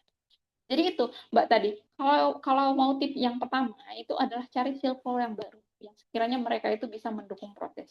Yang kedua, itu kita juga harus terus-terusan upgrade ilmu gitu. Karena hijrah itu nggak bisa hanya kayak ganti outfit gitu loh. Ketika kita hanya ganti outfit dan kita itu nggak paham kenapa kita ganti outfit atau kita tidak terus-terusan menambah ilmu kita, tidak terus-terusan belajar tentang Islam, gitu. Itu ketika nanti ada tren baru, outfit yang baru dan dia itu tidak sesuai dengan syariat Islam, itu kita gampang banget keikut arusnya. Tapi ketika kita itu berhijrah, ketika kita itu berpakaian yang sesuai dengan syariat dan kita itu paham kenapa kita harus berpakaian seperti itu akan sulit walaupun digoda kayak gimana pun sama setan gitu misalnya. Nah, ilmu itu sangat penting. Makanya derajat orang berilmu itu sangat tinggi di dalam Islam. Islam dengan jahil itu adalah dua kata yang kontradiktif. Jadi kalau ada seorang muslim yang dia itu tidak belajar, dia itu malas, dia itu bodoh, itu sangat kontradiktif dengan Islamnya, dengan keislamannya. Karena Rasulullah aja pertama kan disuruhnya untuk baca Iqra. Dan Iqra itu kan maknanya bukan cuma baca, sebenarnya baca, sekadar baca buku. Tapi harus memaknai, memahami apa maksudnya. Al-Qur'annya itu, Al-Quran itu kan buku, manual booknya kita sebagai seorang muslim gitu. Udah berapa persen dari Al-Quran itu yang kita pahami. Paham ya, bukan hanya sekedar dibaca. Nah, itu. Ketika kita itu sudah memahami Islam, kita tuh sudah belajar terus-terusan, kita punya lingkungan yang setidaknya sudah lebih baik, lebih dukung, lebih support kita, itu nanti insya Allah progresnya tuh lebih cepat, lebih enjoy gitu ya, lebih enak, karena kita punya lingkungan yang support gitu. Jadi kalau tip dari aku paling gampangnya gitu sih Pak, cari orang-orang yang memang kalau sekarang belum ada gitu misalkan teman di kelasnya gitu ya, kalau belum ada orang-orang yang seperti itu, coba cari di UKM sebelah, mungkin ada LDK atau mungkin ada himpunan apa, mungkin ada taklim apa. Siapa tahu kita tuh menemukan orang-orang yang baru di sana, orang-orang yang bisa mendukung perubahan kita di gitu.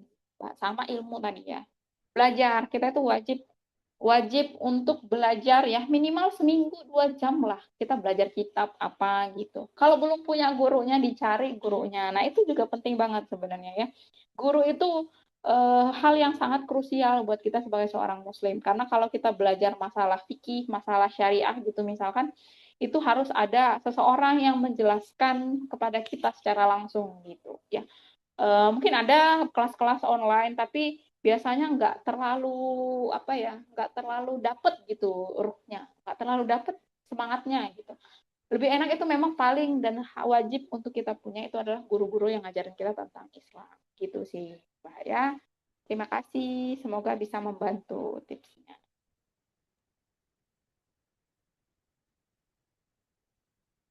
Ya, terima kasih Teh Febi.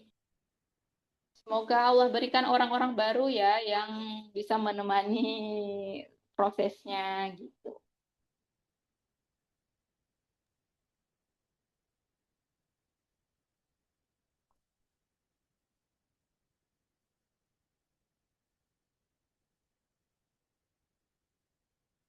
Ada lagi yang lain mungkin? Apa sudah ya?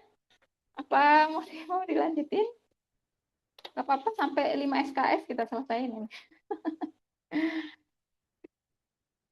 Ada lagi yang lain mungkin yang mau bertanya?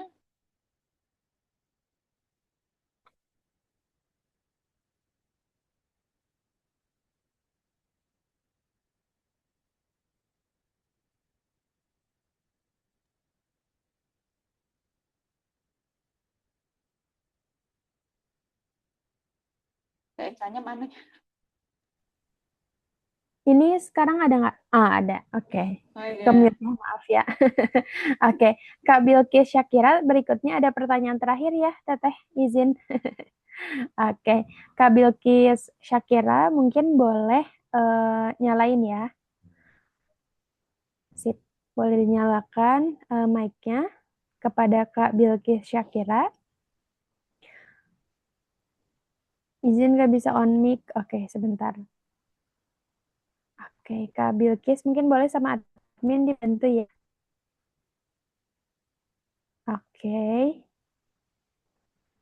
Apakah jadi bertanyanya, Kak? Kalau misalkan jadi, boleh udah di-unmute ya. Oke.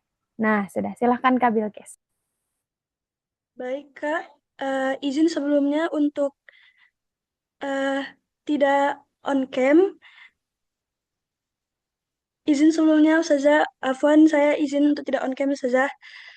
Jadi yang ingin saya tanyakan di sini, seperti yang kita ketahui bahwa salah satu tujuan menutup aurat dengan baik dan sempurna adalah untuk menjaga kehormatan kita sebagai seorang muslimah dan agar tidak menjadi pusat perhatian lawan jenis serta mencegah kita dari segala bentuk fitnah dan kerusakan. Maka seperti yang kita lihat di era digital ini, banyak dari kita sebagai muslimah yang tetap ingin mengunggah foto diri kita dengan pakaian syar'i, tetapi menutupi wajahnya di unggahan tersebut. Maka otomatis bentuk tubuh dan gaya berpakaian kita akan menjadi fokus utama dalam foto tersebut. Dan kita tidak bisa menjamin bahwa unggahan tersebut tidak berpotensi menimbulkan fitnah atau daya tarik lawan jenis. Maka, apakah memposting diri kita walaupun dengan menutup wajah boleh dilakukan, Ustazah? Dan bagaimana menurut Ustazah batas antara hak berekspresi seorang muslimah di media sosial dengan kewajiban menjaga kemuliaan dirinya agar tidak menjadi objek pandangan di dunia maya? Baik, mungkin ini saja, Ustazah.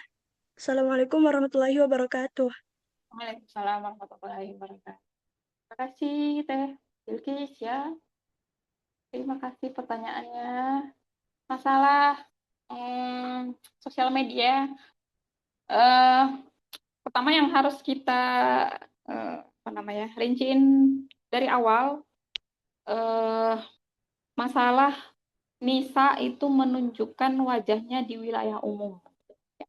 Karena sebenarnya mau itu sosial media, mau itu kehidupan kita secara langsung, kehidupan di dunia nyata dan dunia maya itu sebenarnya kan sama aja hukumnya. Sosial media itu kan wilayah publik yang mana orang tuh bisa melihat melihat atau mengkonsumsi konten kita itu tanpa izin. Jadi dia itu termasuk dari wilayah umum gitu ya. Ya, kita kembalikan kepada nas-nas yang tadi yang sudah kita bahas gitu ya.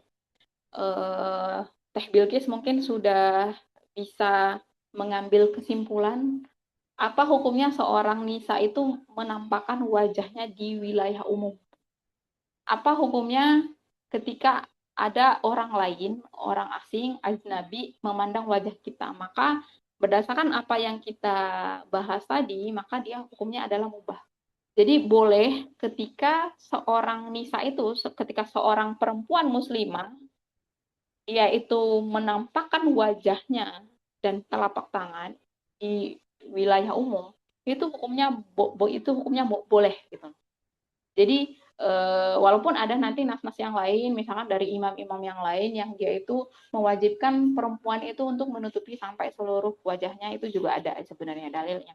Cuman dari jumhur ulama itu kan mengatakan bahwa aurat itu adalah seluruh tubuh perempuan, seluruh tubuh kecuali wajah dan telapak tangan sesuai dengan dalil yang tadi sudah kita bahas. Gitu ya. Nah ini juga berlaku untuk dunia media sosial atau dunia maya. Gitu. Jadi ketika seorang nisa dia itu berfoto katakanlah ya dan memposting fotonya ke sosial media, maka hukum awalnya itu adalah mubah. Karena seorang perempuan menampakkan wajah dan telapak tangannya, ya itu adalah boleh. Gitu. Kecuali dia buka aurat, itu udah nggak ada apa namanya ya, udah nggak dibahas gitu. Karena ketika dia sudah membuka aurat, berarti dia itu sudah menampakkan bagian-bagian yang tidak diperbolehkan untuk ditampakkan kepada layak asing atau wilayah umum gitu maksudnya. Tapi ketika dia itu sudah berpakaian menutup aurat, katakanlah dia itu sudah menutup aurat, dia itu sudah menggunakan khimar, dia itu sudah menggunakan jilbab gitu, lalu dia berfoto, lalu dia itu share itu ke sosial media, ya sama aja hukumnya kayak kita itu pakai jilbab, pakai khimar, terus keluar rumah gitu. Orang-orang kan ngelihat kita gitu ya, itu sama aja hukumnya sebenarnya. Nah, hukum awalnya itu adalah boleh. Gitu. Jadi apa yang aku pelajari selama ini dari kitab-kitab yang aku pelajari, maka mengunggah foto seorang nisa itu menampakkan dirinya di sosial media itu hukum awalnya itu boleh, mubah gitu, ya. Karena kita tidak diharamkan untuk menampakkan wajah gitu. Dalam konteks dia wajib untuk menutupi bagian aurat. Gitu. Jadi yang diperbolehkan untuk ditampakkan itu hanyalah wajah dan juga telapak tangan gitu. Adapun nanti masalah yang mengikuti itu biasanya masalah tabarruj gitu ya. Jadi menarik perhatian gitu, misalkan dia pakai apa, dia pakai barang-barang yang ingin membuat gimana caranya biar orang tuh ngeliat dia. Nah, itu termasuk dalam wilayah tabarruj. Berarti nanti permasalahannya itu ada di bagian dia tabarrujnya gitu. Terus yang kedua, misalkan dia berpose atau apa ya, fotonya itu tidak menunjukkan marwah sebagai seorang perempuan muslimah gitu. Misalkan dia sudah menutup aurat nih, dia sudah berjilbab dan pakai khimar. Ternyata posenya itu yang mengundang syahwat, yang gimana gitu ya, ya maksudnya. Nah, itu permasalahannya ada di marwahnya. Jadi permasalahannya itu bukan di dia menampakkan dirinya di sosial media gitu. Karena kalau secara hukum awal kita menampakkan diri, wajah dan telapak tangan di wilayah umum, itu hukum awalnya itu boleh. Nanti permasalahannya itu ada yang tadi, apakah dia itu bertabaruj, apakah dia itu tidak menjaga marwahnya, dan seterusnya gitu ya. Nah, permasalahannya di situ nanti yang bahasannya. Jadi satu hukum nanti satu pembahasan. Kalau dia nunjukin diri di sosial media, maka itu silahkan boleh. Apakah konteksnya itu dalam konteks dakwah, dia bikin video, dia bikin apalah foto dan seterusnya, itu boleh. Dia nunjukin gamisnya gitu ya, maksudnya dia lagi jualan apa dan seterusnya. Selama dia itu posenya dalam bentuk sewajarnya, nggak yang mengundang syahwat, nggak yang foto gimana-gimana banget gitu ya. Itu hukum awalnya adalah boleh. Tapi nanti hukum yang mengerti kayak yang tadi Mbak bilang ya, bahwa seorang perempuan itu harus menjaga kehormatannya gitu. Ya di ketika ingin menampakkan diri di wilayah publik, maka dijagalah marwah itu, dijaga izahnya, dijaga kehormatannya gitu. Jangan yang misalnya kalau kita di wilayah publik, kita lagi di kafe misalkan, jangan sampai kita tuh ketawanya kayak gitu misalkan ya, itu tidak menjaga marwah sebagai seorang perempuan. Atau kita duduknya ngangkang gitu misalkan, atau kayak gimana lah, gerak-gerakan atau bentuk-bentukan yang bikin kita itu kehilangan marwahnya gitu. Nah, kesalahannya di situ di sikapnya. Ya. Jadi masalah berfoto kalau aku sendiri aku pribadi ngambil pendapatnya itu adalah Nisa itu boleh menunjukkan dirinya di sosial media, baik itu wilayah sosial media dunia maya ataupun di wilayah umum gitu. Jadi aku tidak maksudnya aku mengambil dalil keumuman yang memperbolehkan kita memosting foto gitu. Kalau memang nanti Teh Balkis itu punya dalil yang lain, mungkin sumber yang lain, ada misalkan imam apa gitu yang ya wanita itu sebaiknya tidak menampakkan diri di bla bla bla gitu. Kalau ada dalil yang seperti itu dan ingin diikutin silahkan banget ya Teh Bilkis gitu ya. Karena aku secara pribadi walaupun aku ngambil dalil keumuman yang memperbolehkan gitu ya posting foto dan seterusnya, aku juga nggak terlalu suka sebenarnya apa namanya posting foto dan seterusnya nggak terlalu suka. Tapi aku ngambil hukumnya kayak gitu. Jadi ketika ada temanku yang dia itu posting foto dan itu sewajarnya aja, itu diperbolehkan, itu boleh menurut apa yang aku pahami gitu ya. Tapi ketika nanti misalkan di kajian yang lain atau di kitab yang lain, Teh Bilkis itu punya maklumat atau punya nas-nas yang lain yang menyarankan Nisa itu untuk tidak menampakkan diri di wilayah umum atau sewajarnya kalau tidak ada kepentingan nggak usah posting foto dan bla bla atau bahkan mengharamkan posting foto dan itu ada nas-nasnya, ada dalil-dalil, ada ijtihadnya dan jelas penjelasannya, nah silakan diambil gitu ya. Itulah keindahan Islam ya. Kita banyak mufasir, banyak ahli-ahli yang sudah apa namanya yang menjelaskan masalah hukum-hukum tertentu dan perbedaan pendapat itu adalah masalah yang sangat biasa gitu ya Teh. Kalau aku pribadi pendapatnya seperti itu dari apa yang aku kaji dari kitab-kitab ataupun guru-guru yang aku temuin selama ini gitu ya. Teh Bilkis mungkin itu ya apa yang bisa aku share. Terima kasih, semoga bisa menjawab pertanyaannya. Ya.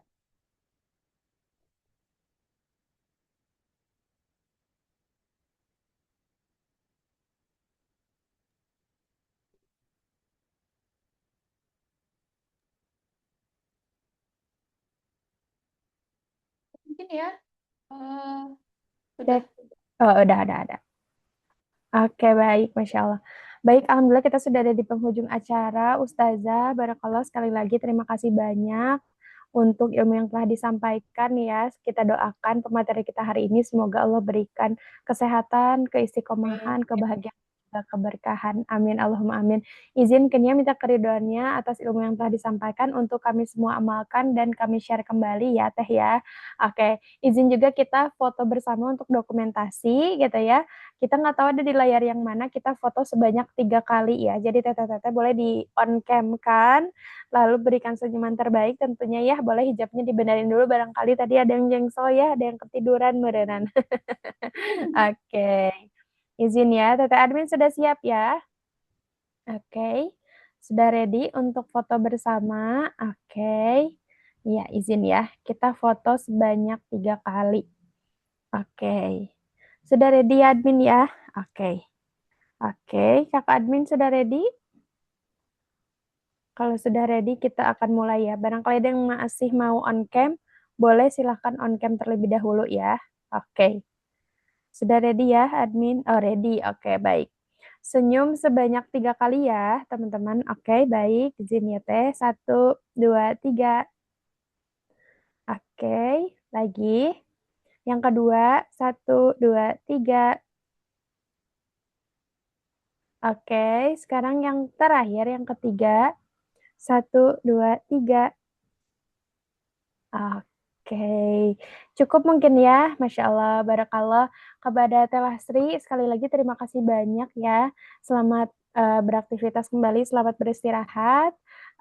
Barakallah fikum. Terima kasih kesempatannya. Semoga kita bisa bertemu offline ya atau di kesempatan berikutnya. Ya, makasih Teh Ensa sama teman-teman semuanya ya. Terima kasih. Sama-sama, terima kasih juga. Masya Allah. Baik, teman-teman jangan dulu kemana-mana karena kita akan bagi-bagi voucher diskon tentunya ya.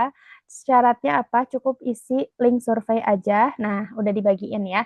Dan kita juga akan mengumumkan 3 pemenang door prize ya, tentunya yang tadi bertanya. Jadi sekarang isi survei dulu, minta waktunya kurang lebih 2 menit aja ya. Dan kalian bisa ngeklaim voucher potongan sebesar 50.000. Kan lumayan banget ya kalau misalkan, aduh pengen salvok hijabnya samaan kayak aku, bisa juga ya tentunya. Makanya klaim vouchernya boleh klik link yang sudah admin share. Terima kasih banyak ya semuanya. Dan bismillah kita juga akan mengumumkan pemenang hadiah tadi ya yang sudah bertanya. Boleh silakan di-spill. Dan sekali lagi, selain yang bertanya tadi, berkesempatan dapat hadiah terbaik juga dari Jami Syar'i. Jangan lupa share kegiatan hari ini dengan resume terbaik, terkreatif tentunya ya. Pengumuman pemenang akan diumumkan di Instagramnya jamis.story H+3. Jadi silahkan ya boleh buat sekreatif mungkin. Jangan lupa tag @jamis.syar'i, @jamis.story, Lastri Limbong, dan juga @hani_ensa. Seperti itu ya teman-teman ya. Oke, waktunya 2 menit lagi. Silahkan teman-teman yang belum mengisi atau misalkan yang udah boleh absen ya. Selamat mendapatkan voucher 50.000. Tentunya jangan lupa belanja ya. Barangkali di sini ada yang udah gajian atau akan gajian ya tentunya. Oke, baik, Masya Allah. Iya, 2 menit lagi ya teman-teman. Oh, 1 menit lagi, silahkan boleh diisi. Dan ini pemenang Q&A ya. Tadi yang sudah bertanya, selamat kepada Kak Ruli Alia, Kak Febri Riyadul, dan juga Kak Bilke Syakira. Silahkan boleh screenshot dan juga DM Instagramnya Jami Syar'i atau Jami Story. Seperti itu. Baik. 1 menit lagi ya teman-teman. Baik, waktunya 1 menit lagi, silakan boleh diisi link surveinya tentunya ya. Jangan lupa follow Instagramnya jamis.syar'i dan jamis.syar'i supaya nggak ketinggalan informasi berikutnya. Karena nanti insya Allah kita akan ada ya secara rutin salaman ini kan. Alhamdulillah ini hari ini salaman vol ke-26, nanti akan terus bertambah. Bahkan juga akan ada offline-nya ya setiap tahunnya. Jadi pantengin terus Instagramnya Jami Syar'i dan juga Jami Story. Baik, mungkin sudah cukup ya untuk link surveinya. Barangkali ada yang belum tadi ke skip, boleh cek juga di grup ya. Nanti akan ada link surveinya gitu ya. Barangkali, aduh Kak, aku ngisinya nanti dulu gitu ya. Tapi diusahakan sekarang banget sih ya waktunya. Oke, baik. Untuk itu kita tutup acara malam hari ini dengan hamdalah, istighfar, dan juga doa kifaratul majelis. Alhamdulillah.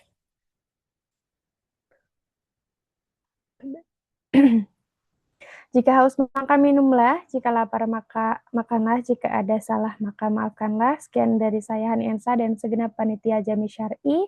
Sampai jumpa di kesempatan berikutnya. Wassalamualaikum warahmatullahi wabarakatuh.